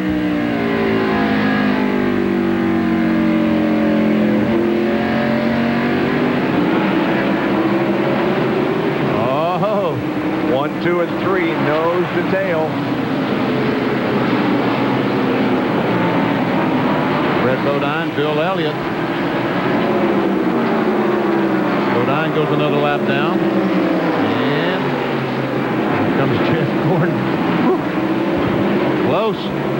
He's trying his best to get on the inside of Jeff Burton. Watch those back end, those cars wiggle. I think Jeff Burton's car is stronger after they run a while. It won't run faster, but it runs faster according to the others after they have run a while. Here goes Gordon. Yep, taking the lead back. Jeff Gordon takes the lead back from Jeff Burton on the 251st lap. 12 car of Derek Cope is smoking. Boy, they've had some tough luck in that 12 car. I beg your pardon. Ricky Rudd is still in the lead. He still hasn't pitted. Well, he pitted 25 laps before the other front runners did, and that gave him a long time out there. They're black flagging Derek Cope. That gave Ricky Rudd a long time out there to run on fresh tires. Let's go to the pits and Jerry Punch. Let me show you the tire Jeff Gordon was trying to hang on with and then eventually had to be passed to the lead. This is the right front tire we saw smoking when he jammed the brakes on. It's supposed to say Goodyear Eagle. That's all been rubbed off where he came into contact with Dave Marcus. Take a look at the front of the car, the top of the tire. Look where it was flat started. Folks, this metal showing right here, that is the cord showing through the tire where he jammed the brakes on and slid the tire across the racetrack. That's how close that was to being a cut right front tire. Let's check in with Bill Weber. Nothing quite as dramatic for Terry Labonte. He's trying to be his smooth, consistent self. Routine stop last time, 4 tires and fuel. No problems with the car, but Terry just hoping to be one of the factors when we get to the final 100 laps. John Kernan. On the last pit stop, Dale Jarrett's car had been loose. They took off 4 tires, dropped the right rear a half a pound on the air pressure. They added 1 round to bite the left rear. Rick Mast also went for 4 tires. That car had gotten very loose on that last run. The sun had been out and they had beat it up the track and messed up the handling on it. So they added 3 rounds of wedge to Rick Mast. Riding with Dale Jarrett, who is up to 6th spot.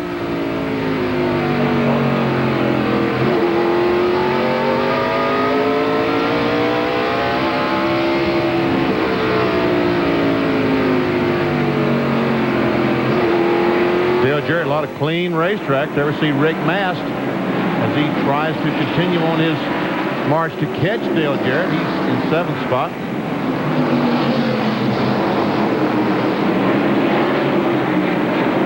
Boy, he's off the wheel, not fighting that thing at all, was he? Just holding on to the steering wheel. Yeah.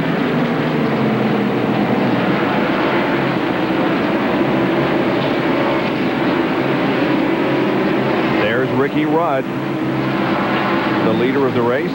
And Jeff Gordon is closing in on it, Bob. He's not far behind. A little bit ago, he was like 3 or 4 seconds there. You see Gordon come into the picture on the right side of your screen. So he has much fresher tires by 25 laps. Ted Musgrave just went 2 laps down, our pole sitter. He's in 21st position. So Ted Musgrave went from the pole to a struggle here in the race. Let me correct myself. It was 20 laps. Rudd stopped on lap 220.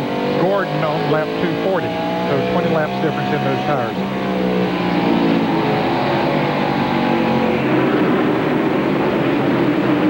We understand understand it, a lot of drivers are complaining about debris on the racetrack, and Jeff Gordon has passed Ricky Rudd now, and so has Dale Earnhardt. So the tires are going away on Rudd, and he'll be coming in for a stop before too long, you can bet. Well, he can probably go another 20 laps. The caution is out. He'll get that chance right now. We think it's for oil on the racetrack. Okay. Oh, wow. Business is going to pick up right now, I'll tell you. It's our third caution of the afternoon. Pace car picking up Jeff Gordon, the leader of the race. We see the flag is out. Now the green flag is waving. Pit road is open. Are they going to come or aren't they? Yes. Yeah, they don't want to give up any laps on those tires. It's been 240. It's been 20 laps since they were in. Yeah, they need fresh tires. Everybody on the lead lap coming in on the right of your screen. Dale Jarrett is in. Here's John. Dale Jarrett, the very first pit, they make a track bar adjustment on that car one round as the right sides are already changed. Left side's now getting ready to come off. Let's go down to Bill Weber.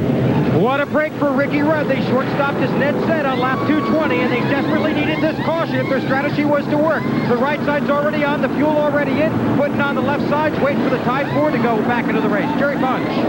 Jeff Gordon and Dale Earnhardt pitting nose to tail. Right and left side tires now going on both those Chevrolets. Gordon off the jack, Earnhardt off the jack. They will drag race to the end of the pit road. Gordon, Earnhardt, and then the rest, they head back to one. Dale Jarrett will come out third and Rudd in fourth. So indeed it was an excellent timed caution flag for Ricky Rudd, who's going to find himself in fourth position. We'll take a break from the Tyson Holly Farms 400 and be back in a moment. Stay with us.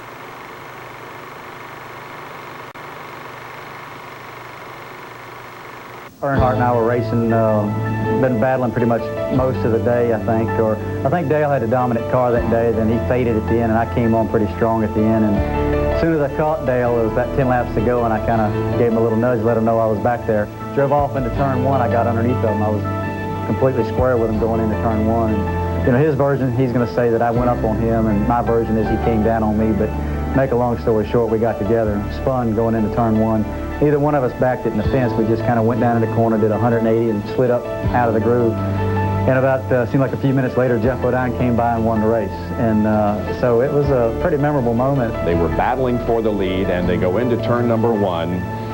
And I used 5 words to describe what happened that I will never forget, not necessarily for the words, but because I reached new highs with my voice. Here comes the field down for the white flag. 1 more to go. Rudd is inside of Dale Earnhardt as they go into turn number 1, and both of them spin. And Jeff Bodine takes the lead. Earnhardt spins along with Ricky Rudd. And whenever I think of those 5 words, my voice gets just a little bit sore. That day, Earnhardt went out first, and I understand they threw a lot of beer bottles and such at his car and did some damage to it. And Linda had a new car that day, so we didn't ride out in that. We rode out laying in the floor of the van with a blanket on top of us, so we didn't. It was. You had a lot of angry Earnhardt fans. You had a lot of angry Rudd fans at that time. So it looked like a riot was ready to break out. So I thought the best place to be was probably just kind of low profile it out the racetrack that day. Welcome back to North Wilksboro. You can still get up that high, huh? It's not as easy as it used to be, believe me. Dale Jarrett, what a great move. He's currently up to third spot. There we see Ricky Rudd. And Bill Weber has a follow-up on Ricky Rudd, Bill. Well, Ricky Rudd has had many frantic moments at this racetrack. He's hoping to have a good one here today in the final race. Their tires on that Tide Ford are going away at about 70 laps. So Danny Marshburn and the crew decided to bring Ricky in at lap 220. They convinced him to come on in, short stop. We'll cross our fingers and see if it works. Well, it did. They got the caution. They're back up front. Rudd just congratulated his crew on the radio. He said, we don't have a great car, but we do have great strategy. I'll never doubt you guys again. Very good performance on pit road. Ricky's trying to rebound from his first DNF of the season last week at Martinsville. And there you see the pit summary showing where they were before the pit stop and where they are right now. And Dale Jarrett is the big gainer there. He was 6th before the pit stop and comes out in 3rd position now. We're going to take a break.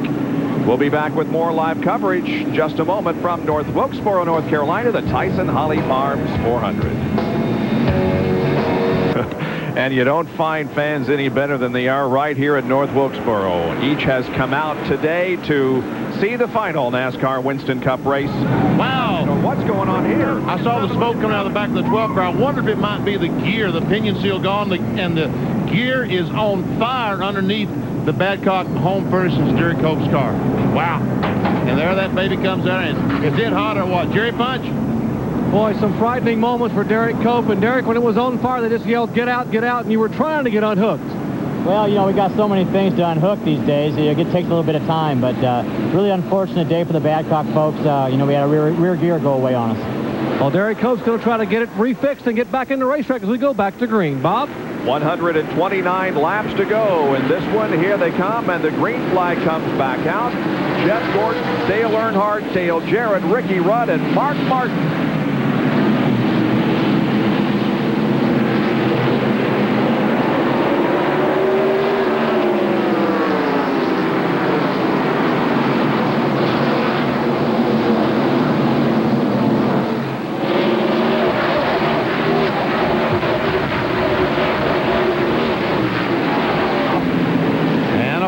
Second place, there's Jarrett, the 88 car, and some contact between he and Earnhardt, and once again they make contact. Man.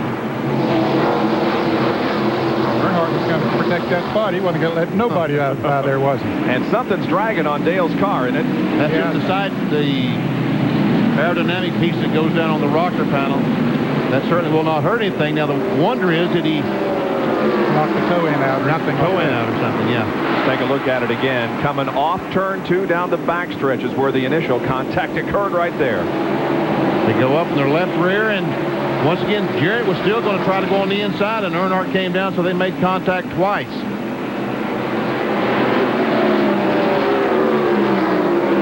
Imagine two Dales there a little bit concerned about each other at that point. Here's Mark Martin, followed by Jeff Burton and Sterling Marlin. That's 5th, 6th, and 7th right there. And Doyle Ford is desperately trying to tell those cars to get out of the way. A moment ago, they got together coming off turn 2, and they really have slowed down Mark Martin and Jeff Burton's progress. And here's Ricky Rudd. Comes right up on the back bumper of Dale Jarrett.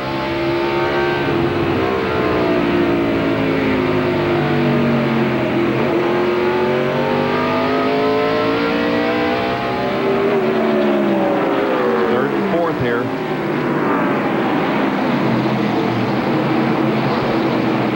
Rudd is really getting off the turn 4 a little bit better than Dale Jarrett is. Gets a good bite coming off of there. Apparently both Dales are saying no harm, no foul there on that incident on the backstretch. Maybe a little bit of a foul, but no harm to either car. Oh, and look at Rudd come right up on Mark Martin. That's Dale Jarrett. Oh, I'm sorry. It kind of looks like Mark Martin's onboard camera, but it isn't.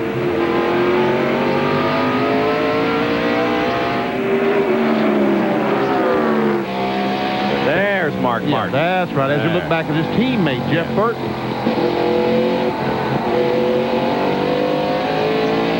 Jeff got a pretty good run here. Nope. And the 4 cars pull up on the outside of Jeff Burton. Terry Labonte's in this mix also. And so is Rick Mast. While we're watching all that, Derek Cope came back out on the track.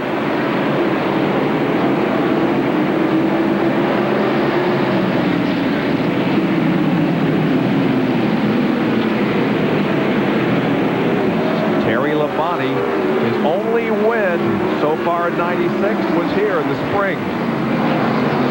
Although he's only 81 points behind in the standings. Bill has more on the 5 car. Bill? Bob, during that last caution, I talked to Terry's crew chief, Gary Gehart. He says the car was fine. In fact, they're running as fast as the leader. They got a little bit behind, and track position is killing them. They're getting held up by lap car after lap car. But the 5 car is strong, and they envision him going closer to the front as he gets closer to the finish. There's nobody that's more patient than Terry Labonte. He is very, that's why he's so good on a racetrack like this. You got to have a lot of patience, not abuse those tires or the car, and he knows just how hard you can run it and not put too much abuse on it. Terry has 5 top 5 finishes in the 7 short track races we've had this year.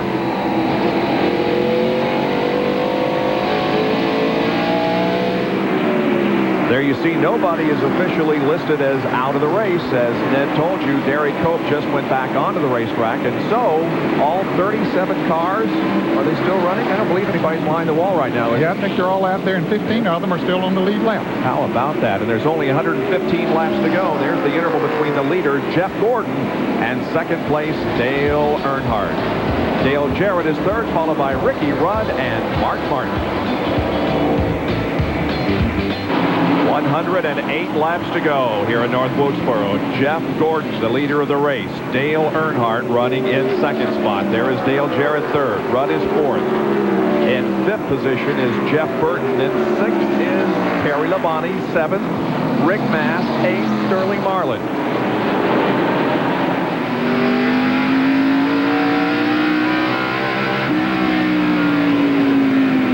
This is onboard Kyle Petty's car. Looks like we've had some damage to our camera there, yes, Benny. We have. Let's see how it might have happened. There we see John Andretti getting some contact with the 87 car of Nemechek. Whoa! Nemechek goes sideways going down the corner. Looks like he was on a dirt track. Yeah, Brett had to get on the brakes, and then Kyle had to get on the brakes. Everybody avoided spinning. Everything's okay. We're riding again with Kyle Petty, who is back in 33rd position, 5 laps down. Well, of course, everybody wants to win this final race here at North Wilkesboro. There is Wally Dallenbach with a flat left rear. Man. Well, he's had a tough day today. He's had several unscheduled pit stops. Back in 34th spot, 5 laps down now, is going to go at least one more down. This is on Kyle's car again. We'll see what happened to Wally. Wow. Wow, that's what happened to our camera, I guess. Yes, it is, as a matter of fact. I see. I thought we were going clear under Brett's car. And Dale Earnhardt is caught back up to Jeff Gordon. Seems like the longer they run, Earnhardt's cars and others, it gets better as the tires gets heated up. We're talking about drivers who won final races at tracks that are now off the schedule. Jeff Bodine at Nashville, Rusty Wallace at Riverside. And one guy has that distinction at 2 tracks. He won the final race in Ontario and the final race at Texas World Speedway. Wonder who that could be. I don't know. I know the answer to that television. John Kernan, the trivia question is yours. If you win, yes, what do I get? I'll figure that out later. Who is it? Tell him what he won, Bob. How about Benny Parsons, the professor? Oh, okay. Yeah. Hey, I've been reading my history. How about that? Yeah. Congratulations, Benny. What'd I win, Bob? What'd I win? You win, I don't know. Oh, never mind. Gordon has his hands full here with Earnhardt, and the 99 car is on the move also, we understand. And he's another one that the longer they run on those tires, the better Jeff Burton gets. Let's check out an on-track interval here. First and fifth. Whoa! Burton, did he hit the wall back there off too? I missed it. I believe he did. I was looking at the on-track interval like I was supposed to, and guess what? I missed it. Boy, that's 9/10 of a second he shaved off that interval. Let's see if he comes off the second corner. Goes up and... Oh, man, he did hit the wall. Yes, he did. Actually pretty good. As a matter of fact, that paint on the right rear tire is white and not yellow anymore. There's Earnhardt. He was up beside of Gordon on the outside just a moment ago. Now he's following him by the Jeff Green car. Coming up on Dave Marcus. Whoops. Boy, look at Earnhardt zip right on in there. Yes, sir. And Dale Jarrett's right there as well. Earnhardt goes to the lead.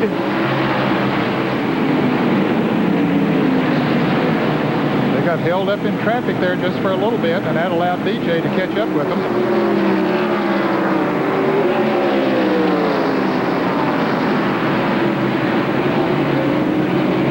Good 3-car battle here for the lead.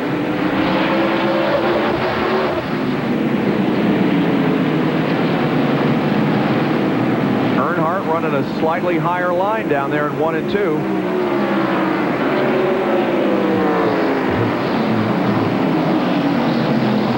Gordon coming. Oh, here we go. Gordon coming back on the inside. Took a look. Who? Jeff Gordon. Thought you said Jordan. Gordon. Okay. No, Michael don't play this sport. He's from North Carolina. He ought to. Yeah. Bet he's a race fan. And once again. Yep. Taking a look. But Earnhardt holds him off, Doc. Well, what we expect the front two cars to do as far as pit strategy, they pitted on lap 260, meaning 140 laps to go. They're going to split that 140 lap mark in half and pit at 70 laps to make sure it's 70 laps and then 70 more on tires. So expect to see the 3 and 24 car pit at lap 330, which is about 23 laps from now. There's Richard Childress. He's looking the situation over, giving communications and commands to his driver, Dale Earnhardt. Here's the 41 car of Ricky Craven and the 81 of Kenny Wallace. Now, the 41 car is 2 laps down. He made an extra unscheduled pit stop under green, and he's in 22nd position. But the 81 car is in 10th position, so Kenny Wallace having a great run here today. And here goes Gordon once again, takes the lead. Turn 3. He does not drift up the racetrack like Earnhardt wanted him to. So put the 24 DuPont car back in front. Jeff has led 125 laps this afternoon. Ricky Rudd is caught right back up to that crowd as well.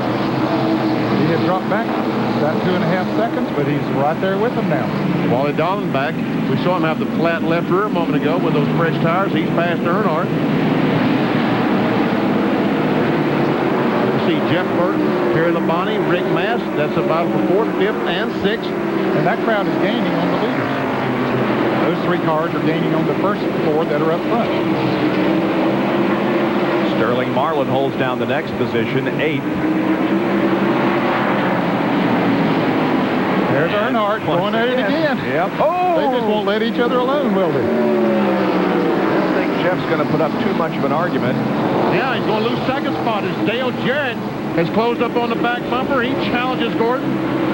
Can't quite make it, can he? Now, Jarrett's car's been cutting awfully good going into turn 1, but Gordon has the upper groove there that might get him a little better traction. Just can't quite do it, but he might get him going into 3. And Ricky Rudd is right in this mix, too. Yeah.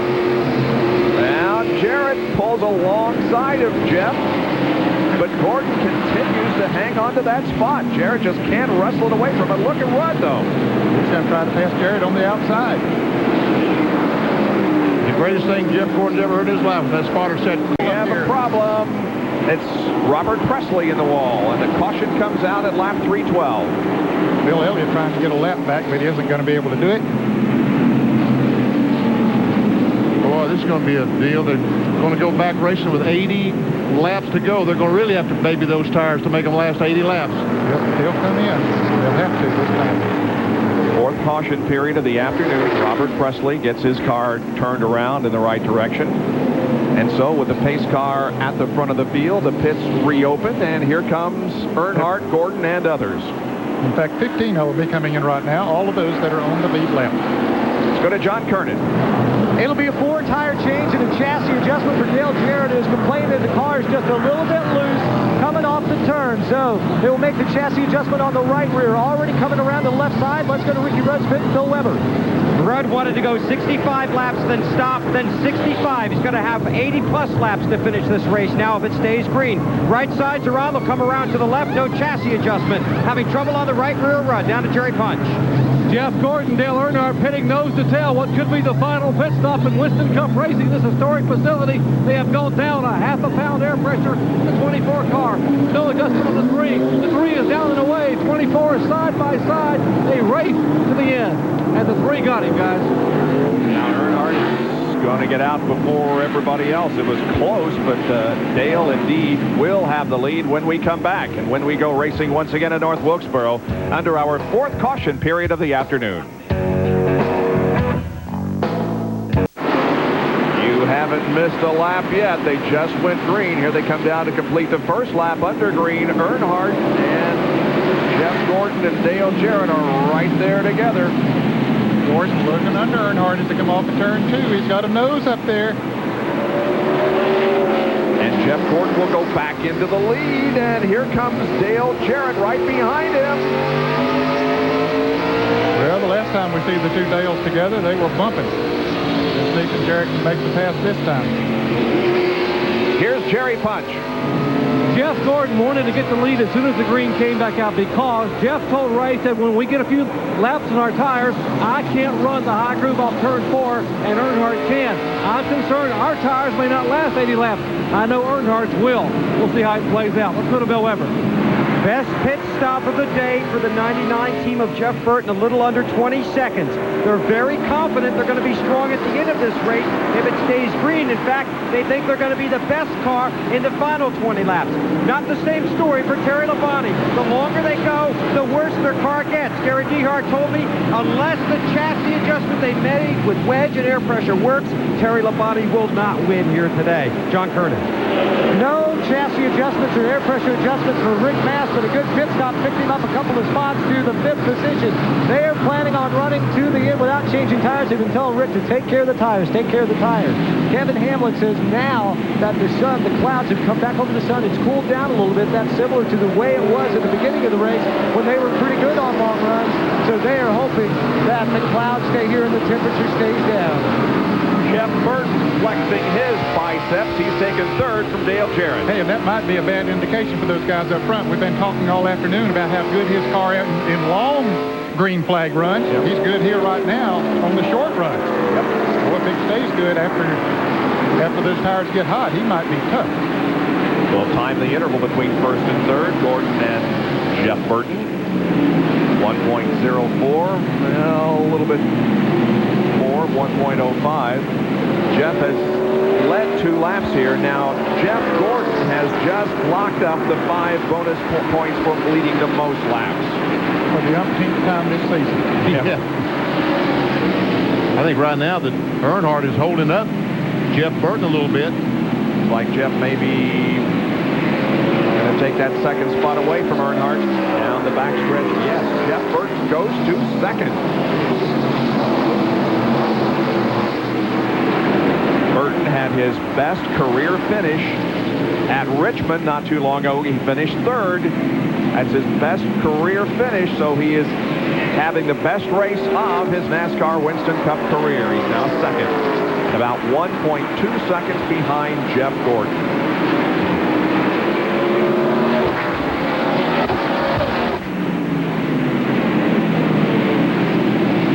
See, right now the lead seems to be maintaining about the same amount between Jeff Gordon and Jeff Burton. We've seen some darn good races here, guys, but we have had a terrific race here this afternoon. We really have had a great race here today.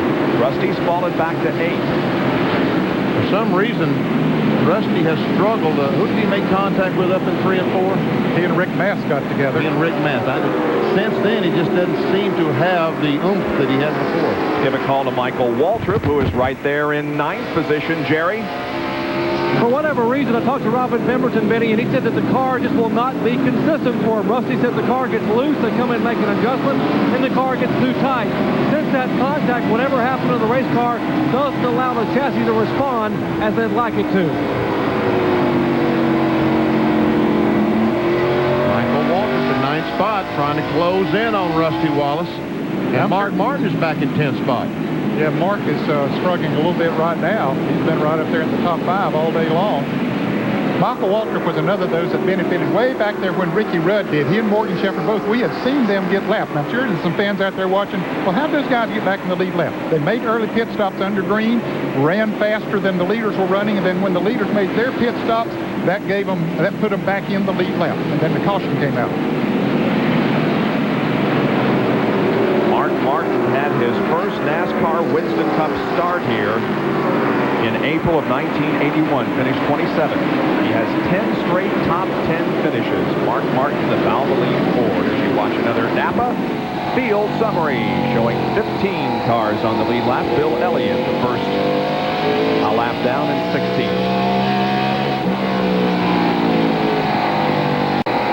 Mark Martin looking for his first win of 1996. His best finish here in 1996 was at Sears Point in Michigan, second. And here is a battle for position between the 43 and the 75 and the 18. And the 81. All those cars are racing for 12th, 13th, 14th, and 15th. Taking another break with 63 laps to go. The laps are going by quickly here. Jeff Gordon right now in command of the Tyson Holly Farms 400.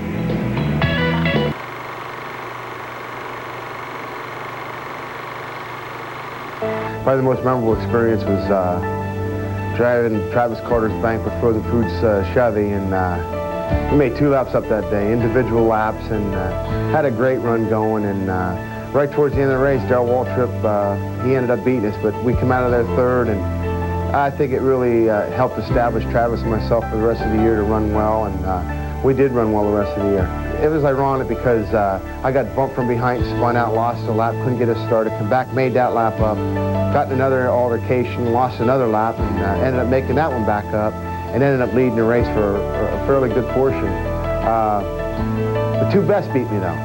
The last restart, Darrell Waltrip got me and Dale Earnhardt, and it was still an honor to take third.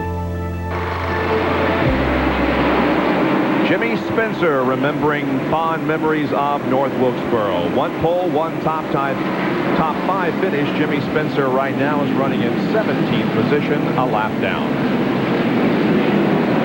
Back up front, it's Jeff Gordon continuing to lead Jeff Burton and Dale Earnhardt. But that lead is shrinking, Bob. Jeff Burton has come into the picture there now in that 99 Ford. He is just every lap getting about a half a car length or so on him. Here's the Budweiser race recap. Jeff Gordon leading 151 of her 344 laps, 18 lead changes, 4 cautions, 29 laps, averaging a little over 95 miles an hour. Those who have led a lap include Gordon. He's picked up again the 5 bonus points for leading the most laps. Hamilton, Wallace, Earnhardt, Martin, and Irvin, Rudd, and Burton have also led at least 1 lap. And normally here we would show you cars out of race. There are none. Everybody's still running. You know, last year, every car finished the race, didn't they? Yep. 36 cars were running at the end of the race last year, and we started 37 this year, didn't we? So we may set a record this year, break the record from last year. I mean, that's one problem that the leaders, Jeff Gordon, is having is traffic, because they've never seen traffic like this before. Every car is still on the racetrack. Jerry Punch? Every other lap, Ray Evernham tells his young driver, Jeff, save the tires. Do not spin the tires off the corner. Save those tires. Joe Weber? Well, Jeff Burton's camp is extremely optimistic. They think this race begins in about 10 laps. And then they think they're going to be the strongest in the final 20. They've caught the 24. Now they got to figure out if they can get by him. You saw Buddy Parrott there watching his driver, Jeff Burton, and as Ned has been telling you, Burton gets better as the run goes along here, the green flag runs, and he has now moved right up on the back of Jeff Gordon with 49 laps to go. This traffic has also allowed Dale Earnhardt to get a little bit closer, and his car is not that bad on long run either. Look at this incredible statistic for Jeff Gordon on the short tracks. He's been very large. 3 wins, 7 top 3 finishes, a 1.7 average finish, and has accumulated 157 more points on the short tracks than Terry Labonte. Well, that is incredible. It is. We see 7 top 5 folks. We've only run 7 short track races. That's right. Or you'd had more, I guess. Yeah. Been more races. And the other statistic is that of all the races that Jeff Gordon has been running at the finish, his worst finish of the year is 7th. Now, he has had 5 DNFs, but his worst finish while he's running at the end of the race is finish 7th. And we see Terry Labonte back in 5th spot. He's only a shade on 3.5 seconds behind the leader. And Dale Earnhardt is creeping up on him once again. And Dale Earnhardt is creeping up. You're right. So you see Terry Labonte there. He's just gradually creeping up there on him, too. Lost about a half second, though. Went from 3.4 to 3.9 seconds behind.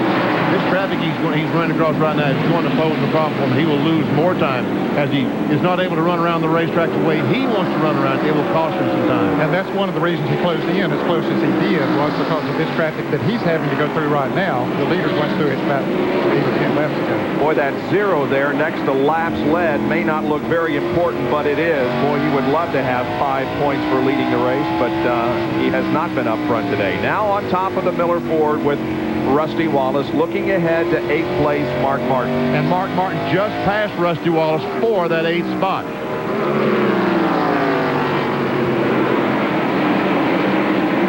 Gordon working traffic to the inside of Jeff Green. Here comes Jeff Burton. Jeff, and Jeff here. That's a bunch of Jeffs. Oh, man. Where's Bodine? Uh-oh, he took a look. Jeff Burton is driving a very patient race there right now. He knows he has a good race car, and he's just waiting for a good opportunity, I think. He's not going to force it.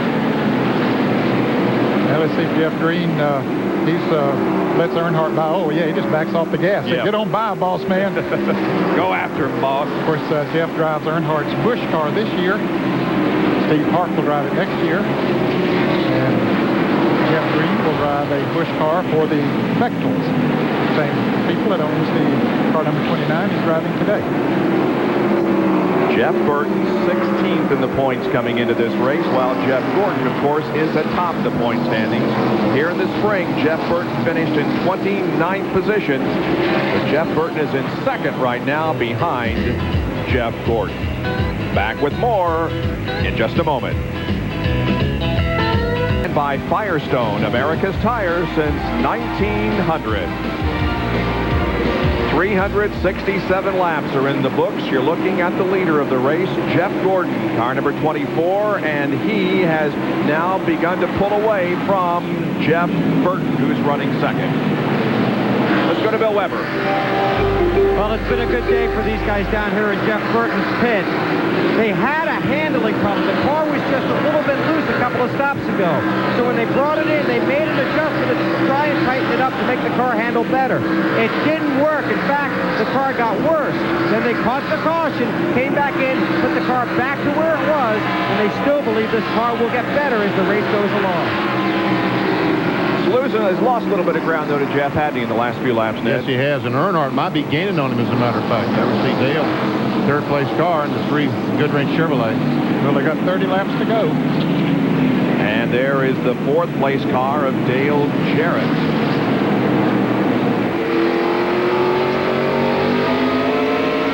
Riding with Dale, there is the interval between 1st and 5th. Just 4.8 seconds separate the top 5.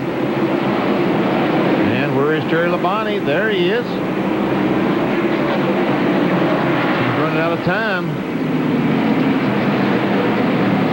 And then where's the 6th place car? That would be Rick Mast.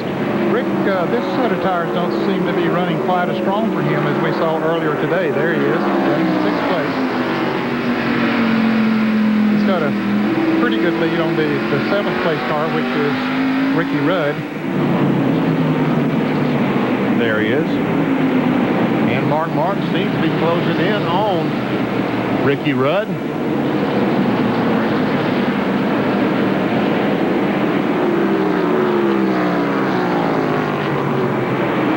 Next car would be that of Rusty Wallace, Miller Ford. Boy, Rusty was so strong there for a while. He could pass anybody and do anything with that car, but has faded of recent time. Running 9th on the lead lap. And there's Bobby Hamilton, the STP Pontiac, who ran so strong earlier on. There's Hillen, Darrell Waltrip, and then the 11th place car, Sterling Marley.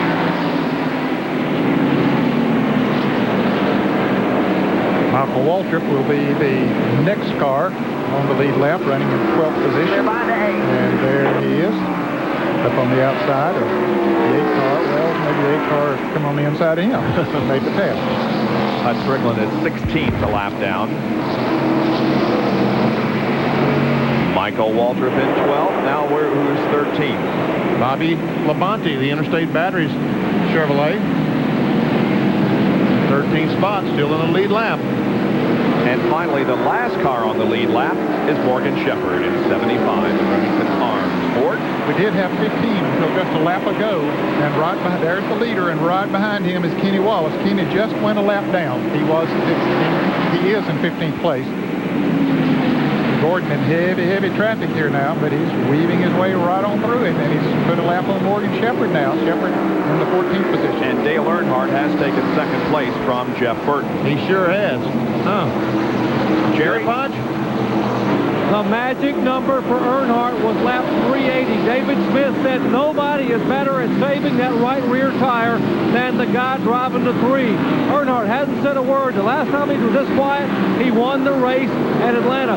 David said they know that Dale wants the final word on the final race in Victory Lane from Wilkesboro. He wants it very, very badly. He said with 20 to go, Dale's going to start using that right rear to the best he can to catch the 24.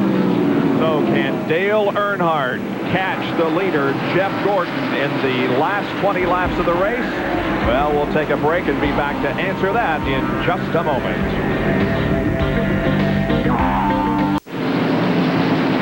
The Tyson Holly Farms 400 in the closing laps, 384, third the circuit's complete. There is Dale Earnhardt, who is running in second spot, trying to catch the leader of the race, Jeff Gordon. Dale Earnhardt is looking for his first top 5 in 12 races and looking for his second top 10 since mid-season. That just does not sound like what you talk about when you talk about Dale Earnhardt. He's had a very good run today. Right now, he's had some trouble getting through that traffic. He closed up on the back of Jeff Gordon, but that traffic might have cost him his chance because he has lost several car lengths to Jeff Gordon. Here's a battle for third. Dale Jarrett on the inside of Jeff Burton takes over the position. We thought that Jeff Burton was going to be in a position to challenge to possibly win this race. The last time we had a first-time winner was last year, and that person was Ward Burton, his brother, who did not make the race here this weekend. Won at Rockingham last fall. Yep. Dale Jarrett has moved into third now. He keeps his championship hopes alive.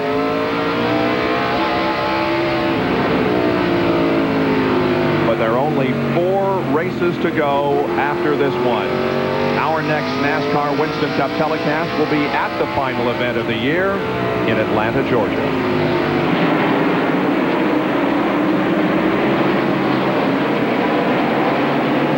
Comes Rick Mast, the Hooters Pontiac. He's currently in 6th spot. And there's the Western Auto mechanic of the race, Dan Claus. Congratulations to Dan. You're the winner of the Western Auto mechanic of the race. They've done a good job today. 10 laps to go for our leader, as you can see on the pylon. He's putting Michael Waltrip a lap down, the 13th place car. So now there are 12 on the lead. Make that 11 on the lead lap. Waltrip was in 12th. I don't know. It doesn't look like that Dale is gaining much ground on Jeff. No, I think he's losing. Looks like Dale Jarrett may be gaining a little bit on Dale Earnhardt. He is. And Jeff Gordon is pulling away from both of them. 6-car Mark Martin continuing on his march. And the 43 of Bobby Hamilton is battling him for the 8th position. Still no cars out of the race. 37 are still running. As a matter of fact, 43 is trying to pass Mark Martin. I imply that Mark was trying to pass the 43. That's not correct. As a matter of fact, Ricky Rudd just a few laps ago passed Mark Martin. And Hamilton gets that Pontiac right on 40. Whoa! The rear view mirror full of petty blue. And Mark says, go ahead, Bobby. Good job, clear. Here comes Rusty Wallace. Bobby Hamilton moves to 8th. Mark Martin back to 9th. There's Jeff. And it's a 1.76 second advantage for Jeff Gordon over Dale Earnhardt.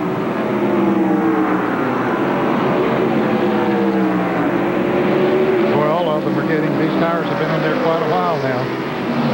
They have to be very careful not to slip and slide too much. He's closing in right now, Dale Earnhardt, but Jeff Gordon may be just taking it easy, trying to see the checkered flag. There's only 4.5 laps to go.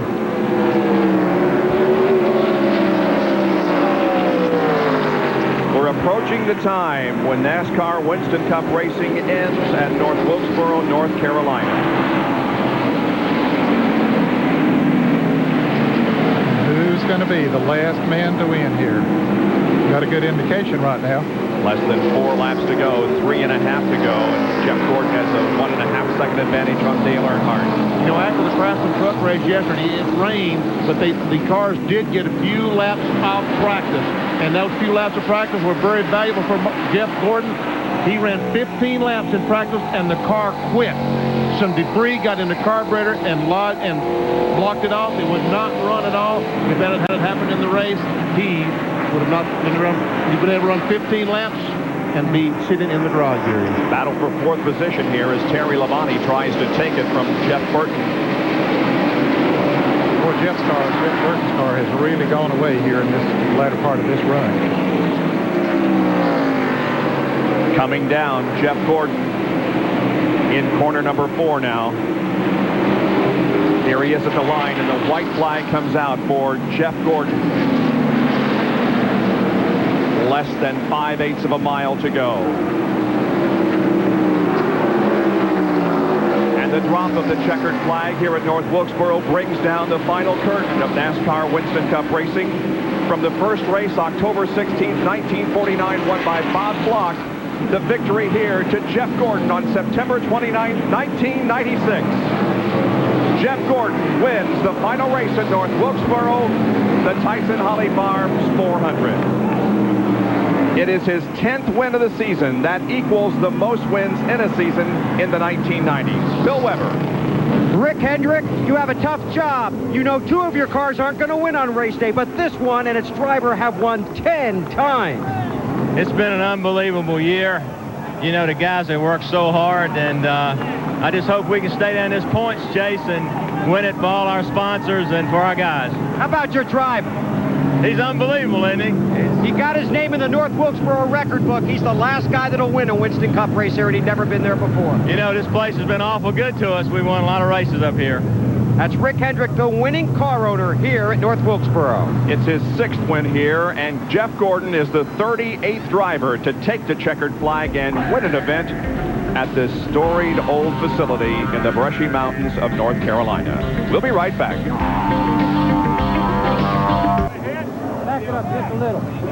Back at North Wilkesboro, North Carolina, the winning car of Jeff Gordon has been raised onto the victory platform. 2nd place goes to Dale Earnhardt. Here's John Kernan.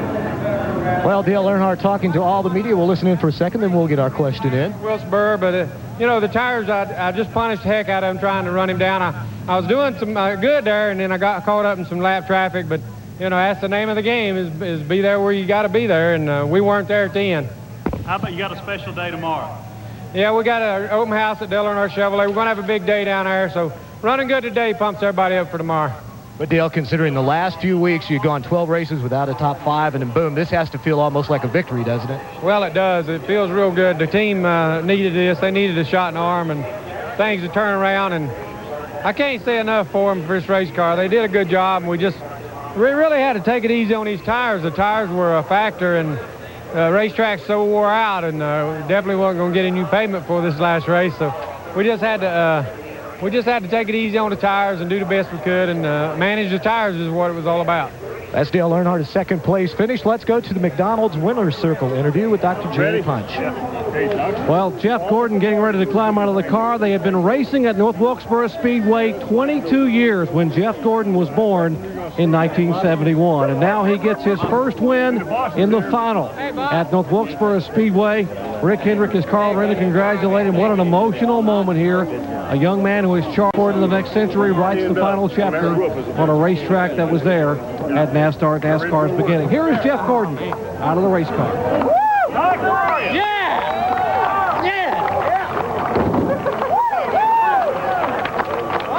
Well, Jeffrey, what an effort as Brooke comes in and gets a big kiss from her husband.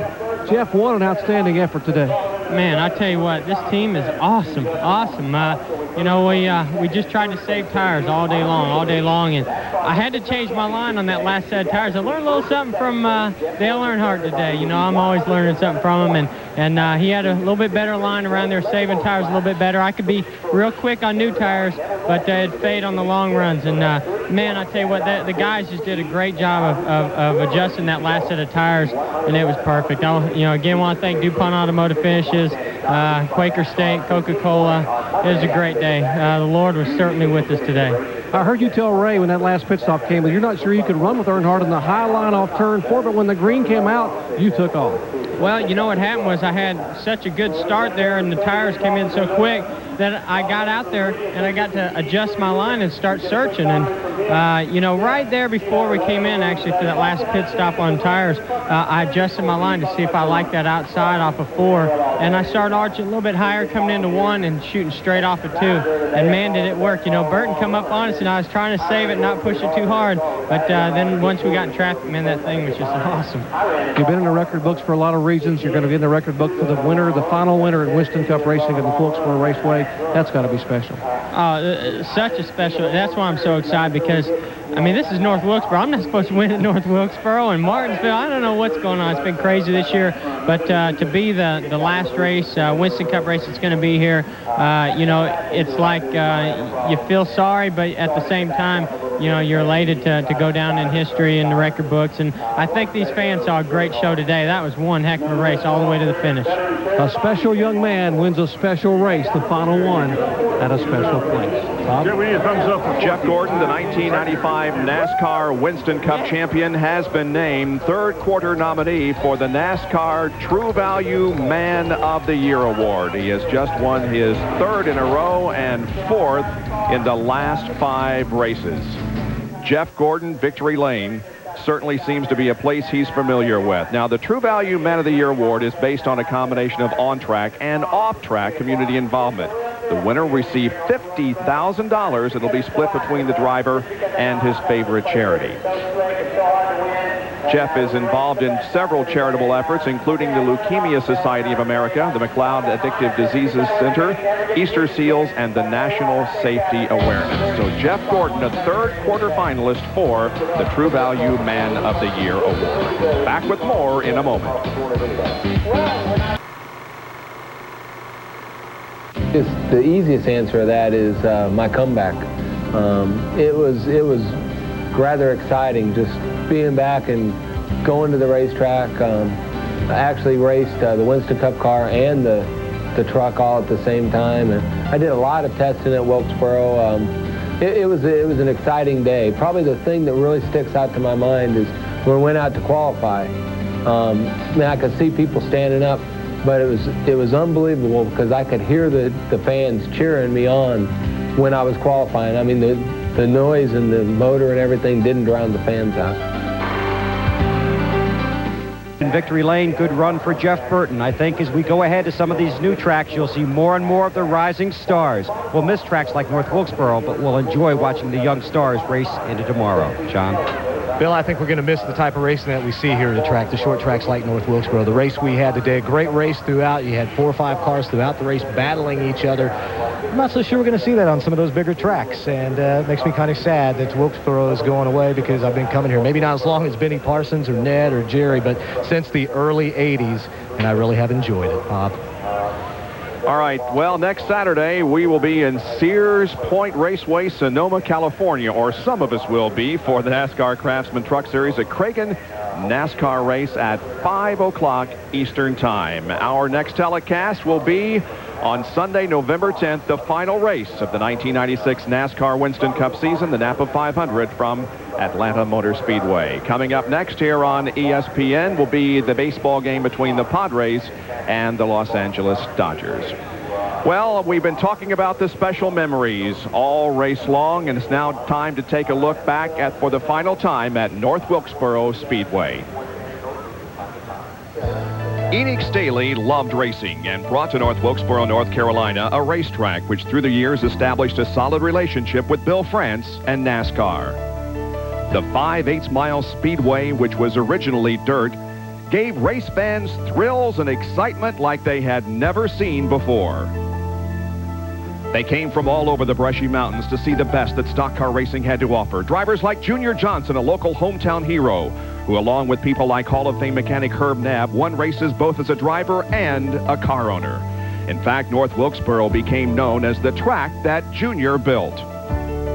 For the 10th time this year, Darrell Waltrip wins a Grand National race. Into turn number 3, Neil Bonnet still has the lead, but Darrell Waltrip is going to make one final bid to the inside. Now he looks low to the inside. Coming off the corner, he's not going to be able to do it. Neil Bonnet wins. Waltrip's second spot. Here again wins the Holly Farms 400 at North Wilkesboro. And Terry Labonte wins his first Winston Cup race of 1987. He gives Junior Johnson another victory here at North Wilkesboro. Here comes the field down for the white flag. One more to go. Rod is inside of Dale Earnhardt as they go into turn number 1, and both of them spin. North Wilkesboro Speedway, many memories for fans and drivers alike. Richard Petty has won more races here than anyone else and has helped build the tradition and history of this storied facility. 37 drivers until today had taken the checkered flag and won a race here at North Wilkesboro. Some of the real important names in NASCAR Winston Cup competition have taken the checkered flag here and won a race. And now into the record books goes the name of Jeff Gordon, the final winner of a NASCAR Winston Cup race at North Wilkesboro, North Carolina Speedway. We say farewell to a place that's given us years of enjoyment, of excitement and cheers. Thanks to all who have made our visits here very memorable. It's been fun. This has been a presentation of ESPN, the worldwide leader in sports.